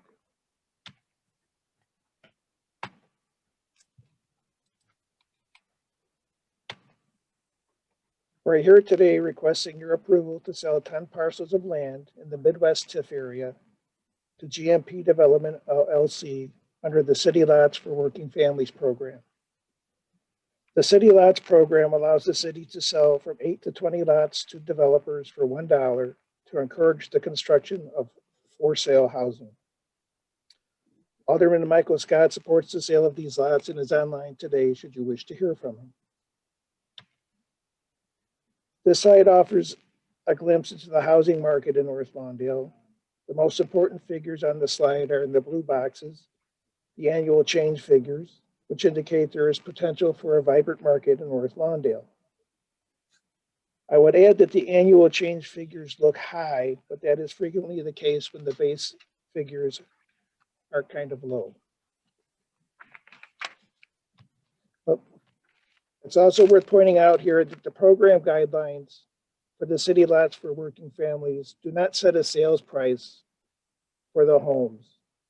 Rather, we set a maximum price that must be affordable for households at 120% of the area median income, or AMI. Actual purchasers can earn up to 140% of the AMI. 25% of the homes, or in this case, two, can be sold with no restrictions on the price or buyer income. You're all sophisticated people, so you know that developers are going to try to get to the maximum price, but in reality, the developer will have to meet or establish the market. Here we are looking at a bird's eye view of the immediate vicinity. Douglas Park is on the right there. 1200 block of Troy is in the yellow box. The sale of land therein would help meet these goals of the Midwest Redevelopment Project area to create an improved quality of life in the community, to increase the real estate tax base, and to attract new residential development. The implementation strategy for achieving the plan's goals envisions the sale of city land for residential development. The proposed project also conforms to the plan's land use map, which calls for residential development at the subject sites. Located on the west side of Chicago, 5 miles southwest of Duluth, North Lawndale has a population of nearly 34,000 people, which is a 73% decline from its 1960 peak of almost 125,000. It has a housing mix that includes 1,583 single-family detached homes with another 375 single-family attached units and over 4,100 two-unit homes. Over 60% of all housing stock types were built before 1940, while almost 12% have been built in the last 20 years. In 2018, the median income was approximately $29,900. There have been 3 new construction building permits issued over the last 5 years in North Lawndale for 1 or 2 unit buildings, building types which make up about 40% of the housing stock in North Lawndale. These next 4 slides show the parcels being considered by you today, which also indicate when the city acquired them, the longest being 48 years and the shortest 19 years. All of the lots appraised for about $7,000 each. Those values are in the resolution which immediately follow the body of the staff report. The homes have a front facade of modular brick with a 4-foot wrap. The remainder of the building will be finished in hardy board or some equivalent product. Each 2-unit house will be about 2,400 square feet, a 1,600 square foot owner unit over an 800 square foot rental unit. The second unit from the left on this slide shows the accessible home, which will be available to any potential buyer requesting one. 3 bedrooms will be on the second floor, family living space on the first floor, all over a 2-bedroom garden apartment. Floor plans are part of the exhibits to your staff report. The entire project is expected to cost about $4 billion today. The pro forma assumes 8 2-unit homes will sell for the program max of $407,000, with 2 unrestricted homes selling for about $450,000, which would bring maximum revenue to approximately $4,156,000. If all goes well here today and in 9 days at Plan Commission, this is our schedule for moving through the legislative process and then starting the project.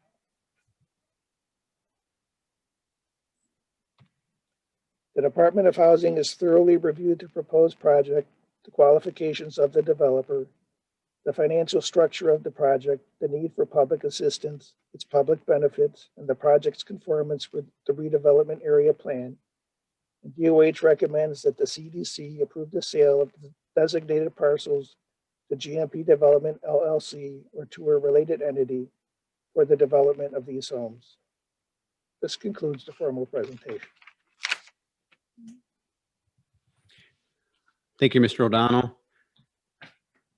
Alderman Scott, I know you're on the line. You'd love to make a statement. Yes, thank you, Mr. Chair.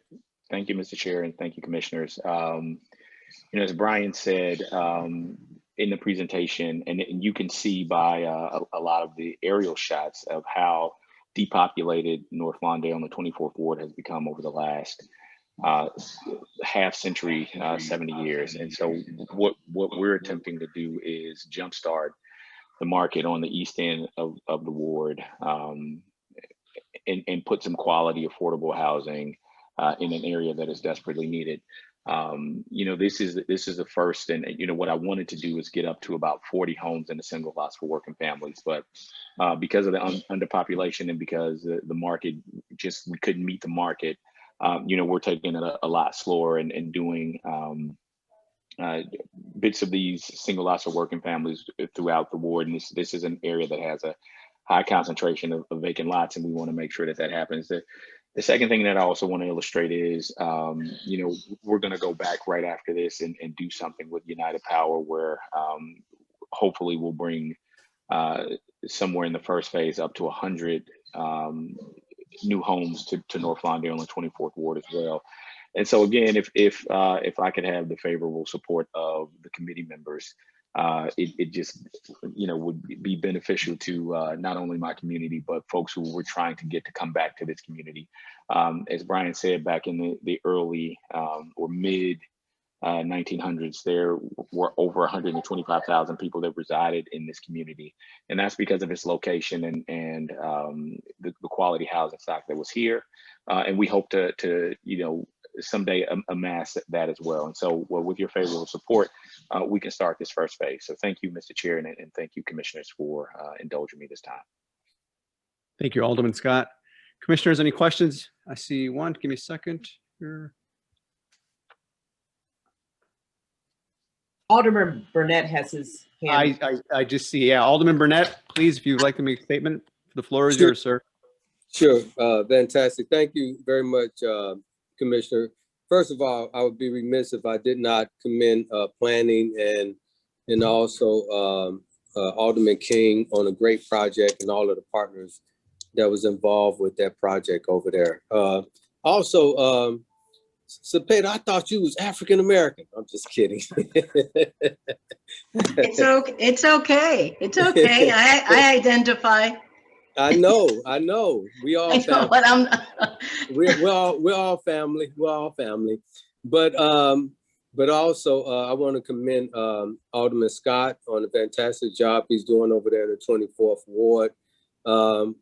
And also want to commend the organization GMP who's building over there. GMP started trying to do these in my ward also, and I'm still trying to get them to do it in our ward. One of the great things about this organization is Steve Searles and his partners, they take and they train people from the community. They hire people from the community, they teach them how to do construction, and then make them sustainable. He's already built 2 of these in my ward without city help, right? He just bought private property and he's built them, and he put a lot of people to work, and he's really teaching them how to do construction. So I commend him on what he's doing for people in the community. So it's not like it's a for-profit thing for them. This is something where they're getting sponsors and they just helping people out, and they're taking all of their 30 years of expertise to give back to the community. So I just want to commend them on that. But also I understand, like Alderman Scott, like myself, I'm trying to do the same thing. And it's good that he's doing that over there in the Lawndale area. It's unfortunate that the affordable is the market rate in these communities. So and for whatever, it costs more money to build these houses than it does to sell them. So it's a blessing to have the city and the Department of Housing. I want to thank them to participate with this program in order to make things happen. So I just want to commend Alderman Scott and everyone involved on this project. Thank you. Thank you, Alderman Burnett. Alderman Scott, you're back on. Sir? Yeah, I forgot to say that. That is exactly true what Alderman Burnett said. And Steve is actually from North Lawndale. That's where he originated from. And the conversation that we had when we first talked about is how can we bring population back? But just what Alderman Burnett said, how can we take some of these young men and women who are on the street, who are looking to put down some of the vices that they carry and pick up a hammer or pick up a trade? And so it is important to note their dedication to not only the North Lawndale community, but to our young Black and brown people in the city of Chicago and the work that they do. And I would be remiss if I did not go on record saying how much I appreciate Steve and the work that he's doing in and around the communities in the city of Chicago. Thank you, Mr. Chair. Thank you, Alderman Scott. Secretary Butler, you had your hand up first. Yes, just a quick question regarding kind of the massing strategy as relates to addressing the issue of the kind of underdevelopment in this ward as relates to this particular project. Will this serve as the nucleus for this particular area? And are there plans to continue kind of contiguous development and redevelopment from these sites? Or will this be done kind of throughout in various locations throughout the ward? So if I can, Mr. Chair. Please. So there's a couple strategies that I think that we're implementing here. I know that on the far east side of the ward is probably the most valuable and easiest to sell, the low-hanging fruit, if you will, as it relates to the ward. It is, again, closest to downtown. It is, right by Ogden. It abuts Douglas Park. It is, Roosevelt, runs all the way downtown. And so my thought and, talking to the commissioners of housing and planning is to make sure that, we try to take these areas that we can sell as quickly as possible to start bringing in population. But again, I talked about there is a second and a third phase of this where we have other individuals who are also going to be working in the single lots for working families. Steve just happens to be a little bit more advanced as a developer than the other two. So we will probably be before you again to talk about the other two. But there is another development with United Power and Lawndale Christian, where we hope to bring over the course of the next 5 to 7 years, 1,000 homes back to North Lawndale. We will be starting from the east end and pushing west because, again, I think that land is more valuable. And then we're able to build these and we're able to get some kind of some momentum that will bring other developers. I'm under the mantra, if you build it, then they will come. And so we have to have individuals like Steve who's willing to put his money where his mouth is and invest in a place that has not been invested in quite some time. And once people see that it can be done, and how easily you can jump on Ogden and you can get downtown, and how easily you can get on 290 and get anywhere in the city, and then 55 is right on the other side, and you'll be able to go to any suburb. Once we start building that and people are able to see, then I think that investment will come from other developers. Very good. Great, thank you. Commissioner Cox? Yeah, I just want to elaborate on the work and some of the comments that Commissioner Butler is making and that Alderman Scott, who is being incredibly intentional about the strategy, is making as well. I think there is a clear strategy here. You build the rooftops and the amenities will come. So any businesses that are hoping to locate on Ogden Avenue, which is the front door to the community, are going to be looking at is Ogden, is the North Lawndale area growing again? And so they're going to be looking for evidence of business vibrancy on Ogden, but they're also going to be looking for clustered development on the residential streets. Are there new homeowners moving in? Are there homes that are being rehabbed? is there new construction at multiple price points? And then you will see a very robust response. So while the work of the Invest Southwest initiative is to work on that front door and really increase the business options, the commercial options, the multifamily options on the core, simultaneously, this strategy is pointing to an infill strategy that supports all of that. So it's a both and very important to us in the planning department is the intentionality of clustering this development. So no more of this seeing new development and then you see vacant lots on the block because they never filled it in. So we are forcing all of the development to cluster so that when someone moves in on a block, all of the lots are filled and their block, it feels complete. So part of that strategy is with our partners here to do a scan over where we could selectively insert infill housing and make those existing blocks feel complete. And where can we get to critical mass on other blocks where we do the entire block and signal again that North Lawndale is being made whole. So I didn't want it to go unnoticed, the great degree of intentionality about the strategy that you're seeing.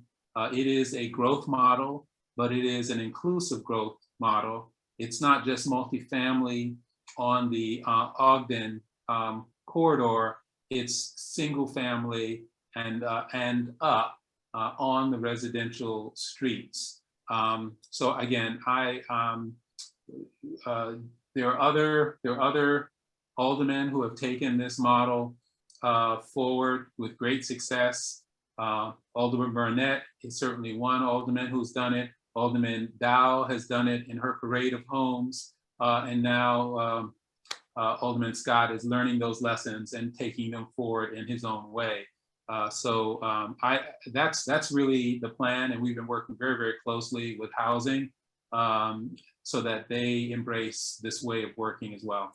So I just wanted to add that to the conversation and to the discussion we're having. Okay. Alderman Scott? Yeah, thanks again, Commissioner. I keep forgetting to give kudos where they're due. I think Commissioner Cox is being very modest in the role that DPD and housing are playing in this. When we first started and Commissioner came in, I was kind of apprehensive to some of the things that he was pushing because they were new, the RFPs and the intentionality behind what he was doing. It had never been done in my area as long as I have been there. And I was kind of concerned that some of these things won't work, but I have to give him credit and have to give Commissioner Navarro credit, working, taking my ideas and molding them into the plan in which they wanted to have. We have been moderately successful, and hopefully by the end of these 4 years, we'll be really successful in what we are trying to do to, one, repopulate North Lawndale and intentionally bringing businesses back to this community. I think North Lawndale is the only community that has had 2 RFPs that have been let in Invest Southwest cohort. And we have gotten magnificent proposals back from those. And to then couple that with this infill housing, it just feels like in my community thinks that they're a community on the move because of some of the chess plays that we've done. We haven't been playing checkers, we've been playing chess. And so I want to thank the commissioner on record and the mayor for her intentionality around the Invest Southwest corridor, because it's greatly affected North Lawndale and what we're trying to do in this community. So again, thank you very much. Thank you. Thank you, Alderman Scott. Commissioners, any other questions? Commissioner O'Donnell, just for the sake of a reminder, can you explain why this Department of Housing request comes to the CDC? All the land is in the Midwest TIF, and it's my understanding that unless CDC and Commissioner Cox approve a separate plan where land sales with no TIF request doesn't come to CDC, you'll be seeing a lot of me in the coming months. Okay, Just want to make sure so that we're all versed. All right, commissioners, if we have no other questions or comments, I'm going to call the item up for a vote, and I'm going to try not to get tongue-tied saying these addresses. So the resolution before us requests authority for the Department of Housing to enter into a city lots for working family sale and redevelopment agreement with GMP Development LLC or to a related entity for the disposition of the property located at 1217 South Troy Street, 1220 South Troy Street, 1225 South Troy Street, 1227 South Troy Street, 1235 South Troy Street, 1237 South Troy Street, 1239 South Troy Street, 1245 South Troy Street, 1247 South Troy Street, and 1249 South Troy Street in the Midwest redevelopment area to request alternative proposals and to approve the sale of the property to GMP Development LLC or to a related entity if no responsive alternative proposals are received. Do I have a motion? So moved, Mr. Chair. Chairman Newsom. Vice Chair Newsom, so moved. Do I have a second? I'll second Commissioner Cox. Seconded by Commissioner Cox. And I'll call the item up for a vote. Commissioners, please signify your vote by saying aye, yes, or no, or nay. Vice Chair Newsom, Yes. Secretary Butler, Yes. Commissioner Brooks, Yes. Commissioner Buford, I'm sorry, Commissioner Cepeda, Yes. Commissioner Cox, Yes. Commissioner Davis. Commissioner Davis has left the meeting. Commissioner Rhodes, Yes.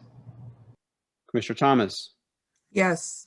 Commissioner Wheat, Yes. and Commissioner Pettis votes yes, and the motion passes. Thank you so much, Commissioners. Thank you.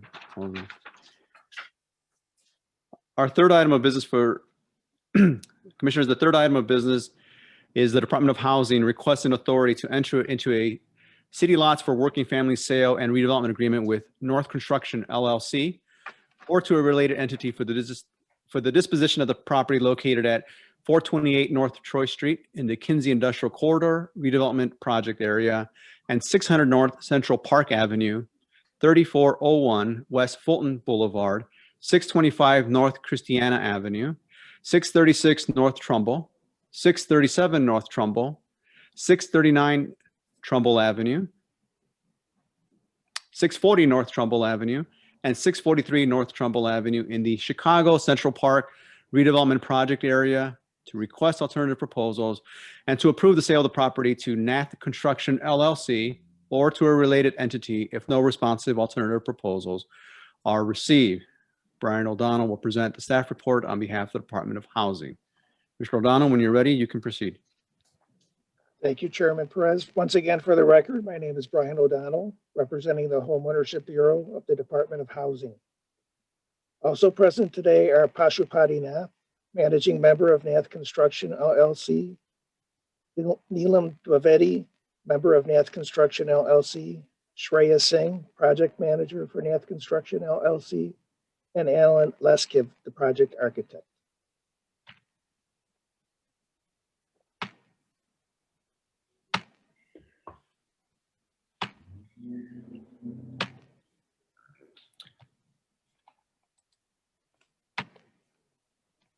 We are requesting your approval to sell 9 parcels of land, 8 parcels in the Chicago Central Park TIF area, and 1 parcel in the Kinsey Industrial Corridor to Nath Construction LLC under the City Lots for Working Families program.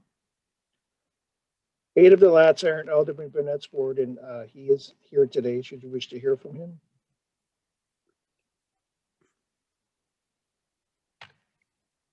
This slide, like the previous presentation, shows a glimpse of the housing markets in Humboldt and East Garfield parks. Again, the most important figures on the slide are the annual change figures, and of those, the median are probably the most reliable.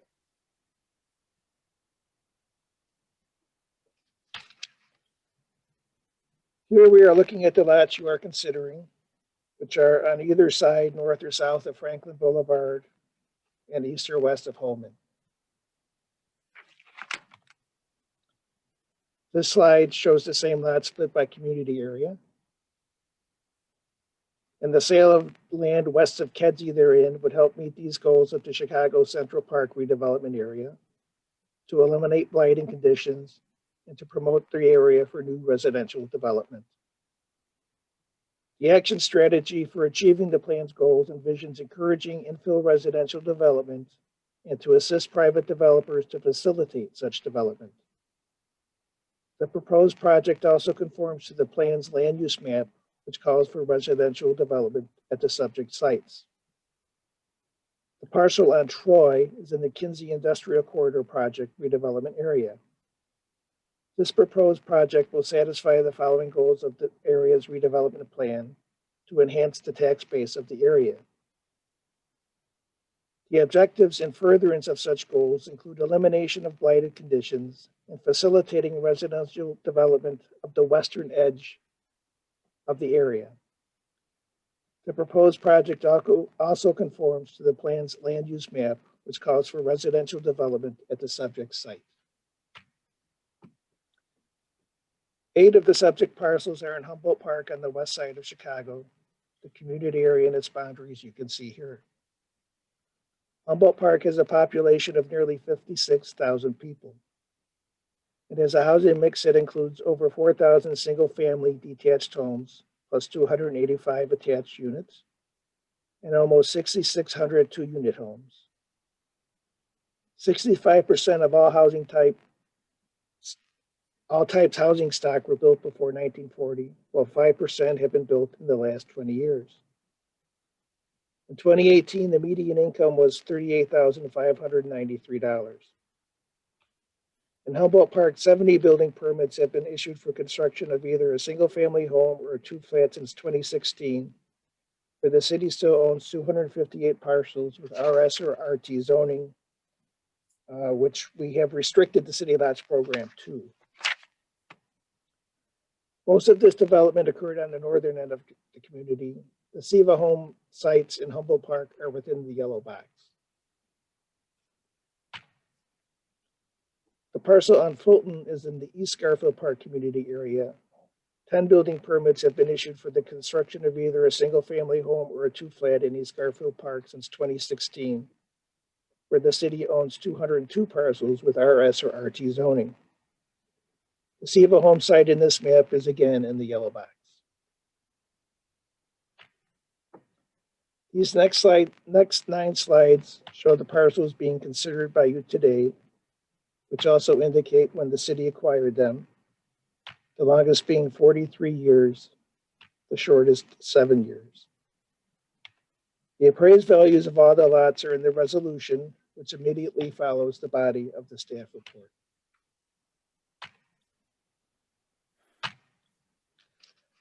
The homes will have a front facade of modular brick with a 4-foot wrap and bay windows. The remainder of the building will be finished in hardy board or an equivalent product. Each 4-bedroom house will be about 2,800 square feet. An accessible home plan will be available for any potential buyer requesting one. Floor plans and these elevations are exhibits to your staff report. The entire project is roughly about $3.5 million. The pro forma assumes 7 homes will sell for the program maximum of $380,000, with 2 of the unrestricted homes selling for about $500,000, which would bring the maximum revenue to $3.9 million. This is the same schedule as the previous one. Hopefully, I'll have a busy summer and fall getting all this put together. The Department of Housing has thoroughly reviewed the proposed project, the qualifications of the developer, the financial structures of the project, the need for public assistance, its public benefits, and the project's conformance with the redevelopment area plan. And DOH recommends that the CDC approve the sale of the designated parcels to Nath Construction LLC or to a related entity for the development of these homes. This concludes the formal presentation. Thank you, Mr. O'Donnell. Alderman Burnett, if you'd like to say a few words, please do so. The floor is yours, sir. Yeah. First of all, I want to commend all of the commissioners for being on this committee. Thank you all very much for your civic duty. And I know some of these meetings get long because I'm on some of these committees. But so we're blessed to have been around for a while to work with the city on getting the city lots for working families put in place. Started out with Anthony Simpkins and working with them couple of years ago.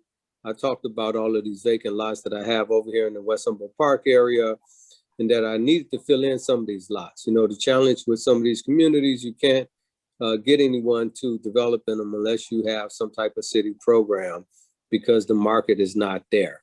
And as the commissioner said, in order to enhance your commercial development, you need rooftops.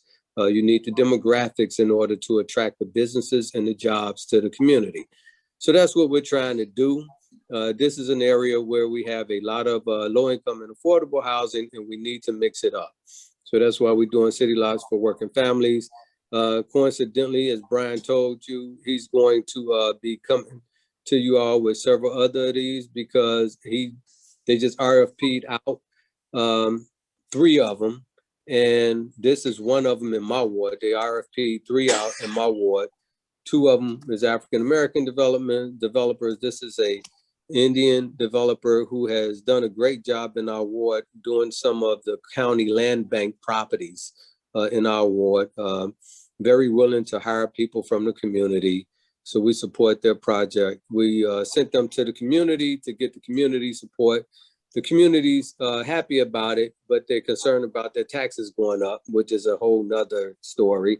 But I think this is going to help to enhance this community, is going to attract other developments to the neighborhood, is going to bring jobs to the community, and is going to bring some affordable housing to the community, because as we continue to build over here, like what happens in all neighborhoods, as new developments come, the market changes and things start to get developed at a rapid pace. And we're hoping that this will happen over here. I don't have as many lots as Alderman Scott have in his ward, but we're going to try to fill in all of our 200 and something lots that the city have available in this community, and also in East Garfield Park.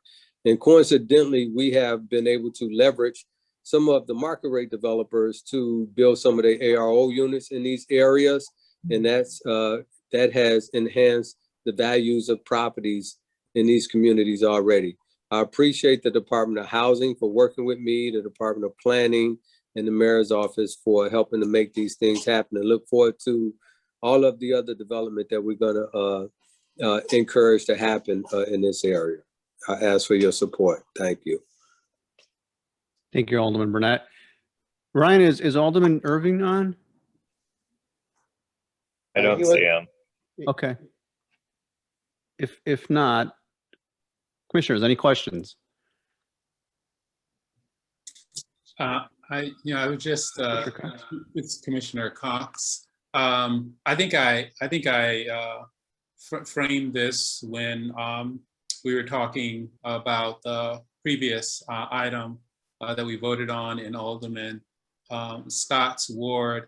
Alderman Burnett as he said, he has fewer lots to advance, but they're all strategic because the vast majority of the neighborhood is already built out with many of the existing homeowners. But there are a few missing teeth that make those blocks look like they're not completely whole. This will allow for those affordable infill housing to come in and complement the existing neighborhood fabric. And the department has worked really, really hard to make sure that these new houses complement and honor and respect the historic character of the neighborhood. So once again, you're starting to see the full breadth and comprehension of the Invest Southwest strategy come to play, that we're now, after working to bring development attention to the corridors, we now are backfilling those infill opportunities with a variety of housing options. And I think the two of those together, you will start to see this again and again and again but we're really fortunate to have Alderman Burnett and Alderman Scott kind of leading the council in this strategy. So again, I hope for your support in advancing this. Commissioners, any other questions? If not, I don't see any. And I'm gonna call the item up for a vote. So the resolution before us requests authority for the Department of Housing to enter into a city lots for working family sale and redevelopment agreement with North Construction LLC or to a related entity for the disposition of the property located at 428 North Troy Street in the Kinsey Industrial Corridor redevelopment project area and 600 North Central Park Avenue, 3401 West Fulton Boulevard, 625 North Christiana Avenue, 636 North Trumbull, 637 North Trumbull Avenue, 639 North Trumbull Avenue, 640 North Trumbull Avenue, and 643 North Trumbull Avenue in the Chicago Central Park redevelopment project area to request alternative proposals and to approve the sale of the property to North Construction LLC or to a related entity if no responsive alternative proposals are received. Do I have a motion? So moved, Commissioner Butler. Second, Commissioner Newsom. Thank you very much, Commissioner Butler and Commissioner Newsom. I'll now call the item up for a vote. Vice Chair Newsom, Yes. Secretary Butler, Yes. Commissioner Brooks, Yes. Commissioner Cepeda, Yes. Commissioner Cox, Yes. Commissioner Rhodes, Yes. Commissioner Thomas, Yes. Commissioner Wheat, Yes. and Commissioner Bettis votes yes, and the motion passes. Thank you very much, Mr. O'Donnell. Commissioner. Thank you, Chairman. Alderman Burnett. Yeah, I just want to say thank you. And I would be remiss if I did not point out that with all of these developments, they are going to bring increment to our TIFs over in this area once we put these properties back on the tax rolls. Thank you. Absolutely. Very good point, Alderman. Commissioners, our fourth and final item is of new business is the Department of Housing requesting authority to enter into a negotiated sale with Keith B. Key Enterprises, LLC, for the disposition of the property located at 6100 through 36 South Halsted, 801 through 11 West 61st Street in the Englewood Neighborhood Redevelopment Area, to request alternative proposals and to approve the sale of the property to Keith B. Key Enterprises if no responsive alternative proposals are received. Ms. Anna Booth will present the staff report on behalf of the Department of Housing. Ms. Booth, when you're ready, you can proceed. Can you hear me? Yes, we can. Good afternoon, Mr. Chairman and members of the commission. For the record, my name is Anna Booth from the Department of Housing. Also on the call today are members of the development team, Tisha Germany, Vice President of Keith B. Key Enterprises, Scott Borstein, attorney from Neal and Leroy, and consultant Kathy Brown from K. Brown and Associates Consulting. As the chairman stated, the proposed transaction before you requests authority to advertise the Department of Housing's intention to enter into a negotiated sale with Keith B. Key Enterprises, LLC, for the disposition of the property located at 6100 to 36 South Halsted Street and 801 to 11 West 61st Street in the Englewood redevelopment area, to request alternative proposals and to approve the sale of the property to Keith B. Key Enterprises, LLC, if no responsive alternative proposals are received. So this is for the entitlement and disposition approval of the land, and it will be for the development of a multi-phase transaction that will consist of the new construction of 2 mixed-income, mixed-use structures. The site will be bifurcated into sub-area A and B, and constructed in 2 phases. Sub-area A, which will be the first phase, will be located on the southern half of the site and will consist of a 5-story elevator building that will house 56 rental apartments, tenant community spaces and amenities, and small commercial space of approximately 1,020 square feet on the first floor. Phase 1 will house a total of 11 1s, 42s, and 5 3-bedroom units with sizes ranging from 700 square feet for a 1-bedroom up to 1,400 square feet for a 3-bedroom. Other building amenities will include laundry, interior tenant storage, bike racks, landscape spaces surrounding the building, and 22 off-street parking spaces. The building materials will consist of masonry and siding, stone wood panels, clay coped brick, glass, and metal finishes. The project will achieve enterprise green communities and will incorporate energy efficient appliances, fixtures, and lighting. The proposal for sub-area B will consist of a second building with residential, tenant amenities, and commercial use on the ground floor. Additional details for phase 2 will be available once project financing is secured and the proposal has gone through site plan review. So here in this is a view of the proposed site outlined in red, and this view is looking northwest, and sub-area A, like I mentioned, will be built on the southern portion of the site. As you can see, Keith B. Key Enterprises has engaged the aldermen and the community in the planning of this development. Prior to the pandemic, the KBK team actually flew in for in-person meetings and continued with virtual meetings during the pandemic. So some background on Keith B. Key Enterprises. It is an MBE real estate development firm headquartered in Columbus, Ohio, that was founded in 2004 and launched in 2005. They specialize in mixed income, mixed use developments and form partnerships with public and private entities to bring the communities they work in not only housing, but jobs and services. In addition to the Ohio market, KBK has also worked in the Pennsylvania, Louisiana, and New York markets. To date, they've developed or partnered with other firms to develop over 2,000 units.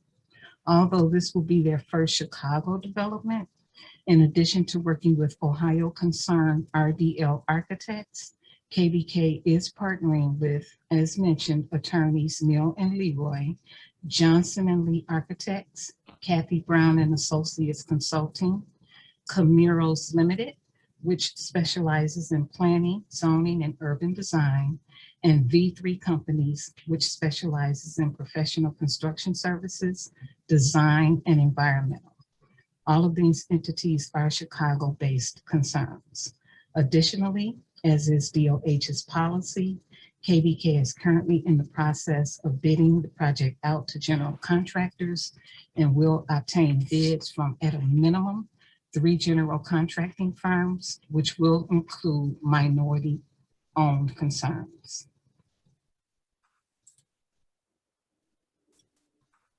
So the development costs for phase 1 are approximately $20.9 million, and this phase is to be funded with various sources.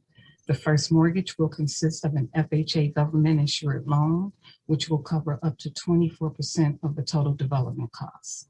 This mortgage will carry a market interest rate.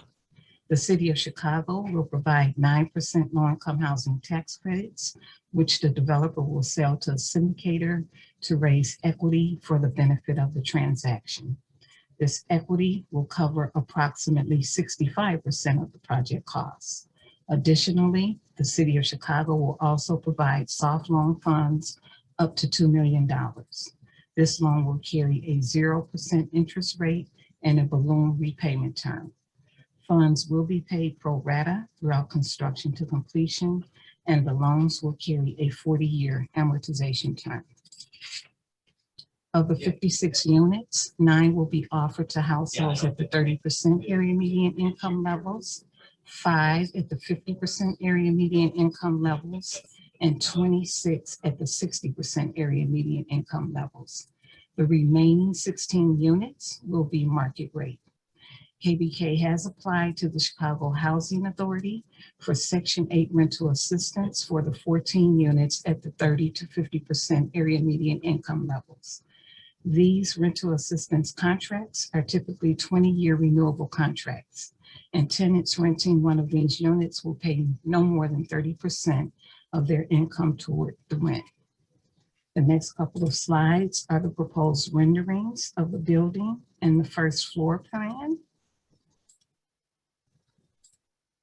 And you will see from the first floor plan that entry to the building, resident entry to the building, will be housed at the north end. So the proposed development will be located in the Englewood neighborhood redevelopment area and conforms to the plan's stated goals and land use map, which calls for residential, commercial, and light industrial.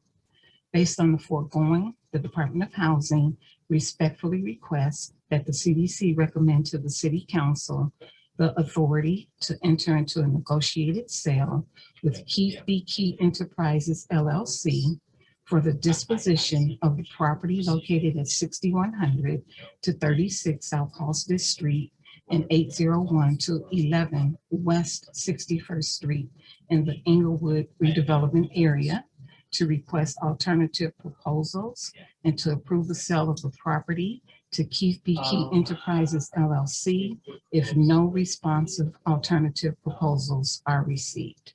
16th Ward Alderman Stephanie Coleman endorses this transaction. And as mentioned, Vice President Tisha Germany from KBK is on the call today and can answer any additional questions regarding the transaction. Thank you for your time. Thank you, Ms. Booth. Alderwoman Coleman, if you're on, would you like to say a few words? Good afternoon. This is Brandon Bradford, our Deputy Chief of Staff for Alderman Coleman. She could not be on the call, but she did send a letter of support to support this project, and she is in full support of KBK. Thank you very much. Commissioners, questions? Secretary Butler? Thank you, Chairman Perez. These are questions that can be answered by either the development team or the department. I'm curious as to how this proposed development compares to the developments that the developer has executed in Columbus, Pennsylvania, Louisiana, and New York, both in terms of size of development, scope of the development, and also the total capitalization. Good afternoon, everyone. Hi, I'm Tisha Germany from KBK Enterprises, and I can answer that question. We have completed projects that are very similar in this size and larger. We have projects that we've completed in New Orleans. Here I'm in Pittsburgh, Pennsylvania, and in other cities that are larger than this project. 200, 300 units at a time, but we've also done phases of projects that are in the 50 to 60 unit range in apartment building, mixed income, mixed use as well. Great, thank you. And then, I'm sorry, in terms of the larger projects, did they have a similar capital stack in terms of the types of financing that you? Yes, ma'am, they did. They were, a lot of times we've used various forms of financing and been creative with our financing. This project in particular has 9% tax credits. There have been times when we use bond financing instead, especially when it comes to some of the larger projects.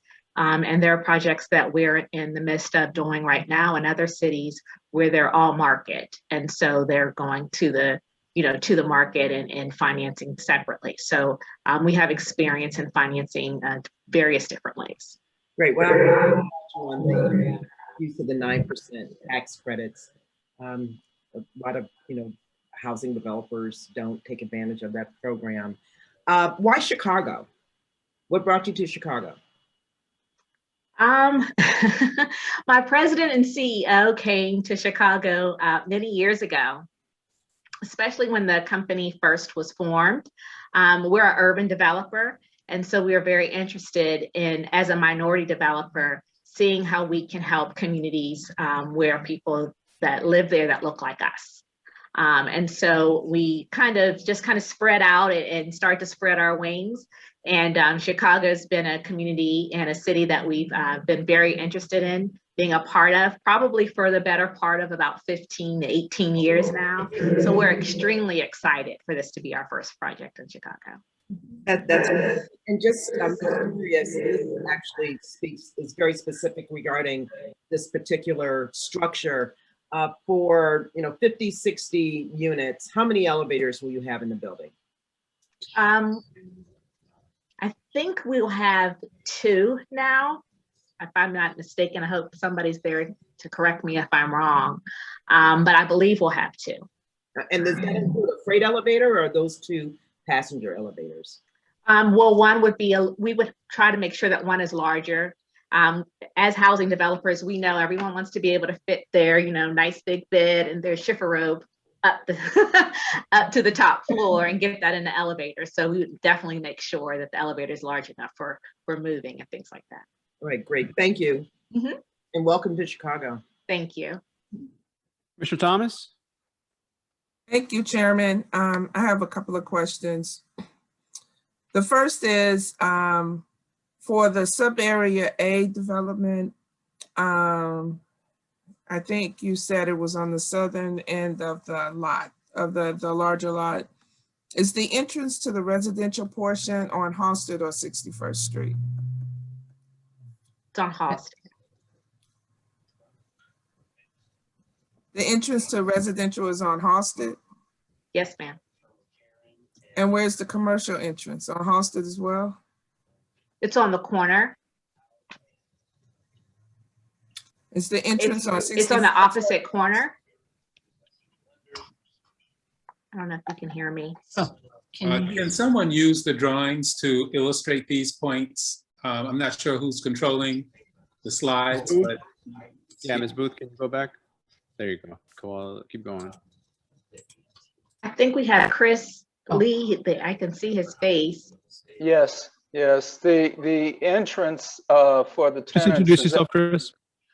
My name is Chris Lee. I'm a partner in the firm Johnson and Lee. We've been doing business in the city of Chicago for more than 30 years. We're the only Black-owned firm based in Chicago that has won multiple AIA, Driehaus, and the Chicago Athenaeum Architecture Awards.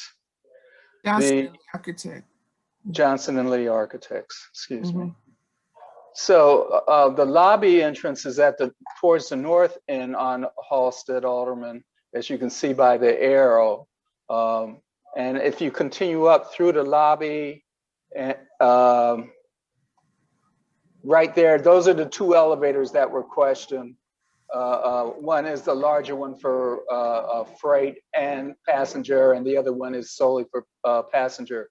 At the corner of Halsted Parkway and Halsted is the tenant space. So that is the space that you see on the rendering. Okay, so that's not quite Halsted. That's that parkway that kind of. Yes, ma'am. Okay. That was built during when they tried to make 63rd and Halsted a suburban mall type configuration. So they wanted to direct automobile traffic away from 63rd and Halsted to make it solely a pedestrian mall. I remember that. I remember 63rd being pedestrian. And that makes more sense to me for the residential entrance. Yeah, and just be mindful that this project could qualify as a transit-oriented development, excuse me, because we're 2 blocks away from the Green Line station on 63rd and Halsted. Okay. All right, that makes more sense. So the commercial entrance for the commercial space. Yes. It's called a tenant space, but that hasn't been fully hashed out. It can be the tenant space. It could be retail. I would defer to Tisha to speak to that. Well, I just, while whoever is going to speak to it, in the description, there is a commercial use space and community open tenant space. And I'm asking about the commercial use space and where's the entrance for that commercial use? You're asking where the entrance is? Yeah, Yes. that's at the corner, correct, Tisha? Yes. Yes, that's the commercial space. Okay. It's mislabeled. Excuse me. Okay. So you would go in off of Halsted, or you would go in off of Halsted Parkway, or? Yes. Yes. Which one? Either. You have the option. The actual placement of the doors will be actually determined by whoever that tenant is. If I was a tenant, would want to have it off of Halsted. Yes. But it's really dependent on what the desires of that operator would want. Okay. Well, the residential entrance makes sense to me off of the Parkway. My third question is for the department. As it relates to sub-area B, what guarantees are in the negotiated sale agreement to make sure that, I mean, it's so bland and blank right now for sub-area B. So how is it addressed in the negotiated sale agreement? And so this is Anna Booth from the Department of Housing. So what will happen in the RDA agreement is we would build in provisions for the build out of sub-area B. As mentioned, sub-area B will be coming down the pike in a couple of years once they secure funding for it. So maybe what I should have done is explain the timeline for sub-area A, phase 1. We're coming to CDC today. Then we will do the 30-day public notice, looking to introduce to City Council in July, pass out in September, and close before the end of the year. Because they are receiving 2020 9% tax credits, they have to be placed in service with the first phase by the end of next year. In the meantime, KBK is looking to submit an application in the Department of Housing's upcoming funding round to secure funding for sub-area B phase 2, and that would take them out a couple of years. But our RDA will have provisions in there to talk about specific timelines of how long that sub-area B can be held out for the benefit of the second phase of build out. Okay. Thank you, Mr. Chairman. Thank you, Commissioner. Secretary Butler? This is a question for the department. Given that this is the developer's first opportunity to execute a development in Chicago, can you describe the due diligence you've done, the department has done, to assure the commission that the developer has the depth and breadth and the resources to execute the development as? And so with this is Anna Booth from the Department of Housing. As with all of our transactions, we have to do financial background checks. We have to do stop loss checks. We have to do underwriting to show, and the developer has to show that they have secured funding through the various entities and first lenders that they say they have. And so we work with those lenders as well to secure it. And as mentioned in my presentation for this development, because it is an out-of-state concern, you notice that they have hired a lot of the Chicago concerns to make sure that this stays on track. But with us, for the Department of Housing, we have to do our underwriting, and we have to do scofflaw and background checks, and we have to interface with the funders that they are working with. Sure. Has your due diligence included speaking with your counterparts at departments in other cities in which they've executed similar developments to just get a handle on the how it's been, the developer's ability to execute and work within kind of the parameters of getting city support? We have started that process and we will continue that process through the underwriting. Okay, so you're still in the process of underwriting the developer, or you've completed the underwriting? We are still in the process of underwriting the development. And Right. we will continue to check and do all background checks until we introduce to City Council, and that is to occur in July. Sure, so I just want to make sure that generic description of background checks includes speaking with your counterparts in other urban environments where the developer has executed similar projects. Yes, it does. Thank you. Chairman Perez. Commissioner, please. Commissioner Cox, I'd just like to chime in here a little bit on the same line of questioning as Commissioner Butler. Because this development company is new to Chicago, and it was, I think, a very intentional effort by the tax credit evaluation team to try to diversify those who are doing affordable housing. This is I believe before Commissioner Navarra or I were in our roles, but my understanding is that it was based on a pretty stellar reputation that this development company has in Ohio, and they were welcoming another company into the Chicago market, African-American owned company that can deliver at this scale and larger. Probing a little further, Alderman Coleman, who did not know them, took the time to take she and her staff to Ohio to visit their sites and look at the property management skills. And she came back with glowing recommendations on their capacity, their property management skills. They talked to residents. I was really impressed that the alderman would, actually take a trip to see who are these folks that are like to develop in her ward. So it seems that both the formal and informal due diligence has been done, and the department supports this. This is a first demonstration, but the level of comfort that we needed to proceed with this, we've achieved, and now, we hope that they would be able to move forward.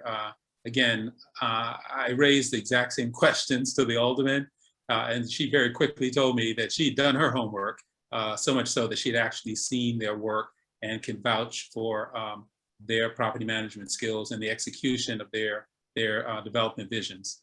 Thank you. That additional background information is very helpful, Commissioner Cox. Thank you. That sounds like Alderman Coleman also. That sounds like something she would do. Yes.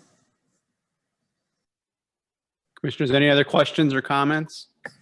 Mr. Chairman, I have a question for the developer. I am always concerned with the mixed-use developments when we don't necessarily have one-for-one off-street parking. I guess my question would be, is there any designated parking area for the actual business owners or business, the owners of the business, as well as management personnel, et cetera, for the development? Mr. Chairman, if I could address that question, because there's been a little bit of confusion around retail on this site. As you can see from this ground floor plan, that they have ground floor units. So they have really minimized the amount of retail that this building is trying to carry. And in fact, they are labeling it community space because they're not even confident that it is appropriate for retail. This is a block away from the Chipotle and Whole Foods concentration of retail, and the Invest Southwest has just approved more retail. And so there is a question about just how much retail this corridor can really absorb. So we've instructed them, please don't give us a ground floor full of retail that will be vacant because we can't fill it. So what you're seeing is a bare minimum on that corner. And it might be a community oriented space, or it might, if the market suggests, they might have ground floor retail, but it's not going to generate parking demands. If you can see just from the scale of the that corner commercial space. Thank you. Okay, commissioners, if there's no other questions or comments, I'm going to call the item up for a vote.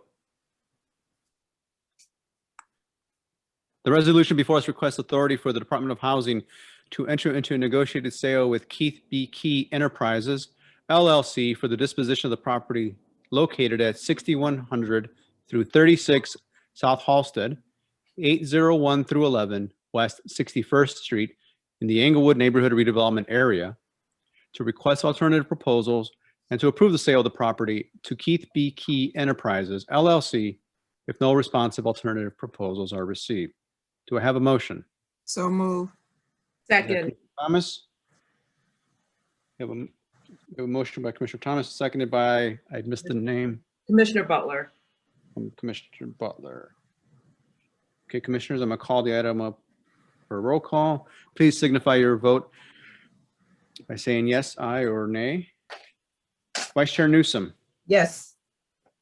Secretary Butler, Yes. Commissioner Brooks, Yes. Commissioner Cepeda, Yes. Commissioner Cox, Yes. Commissioner Rhodes, Yes. Commissioner Thomas, Yes.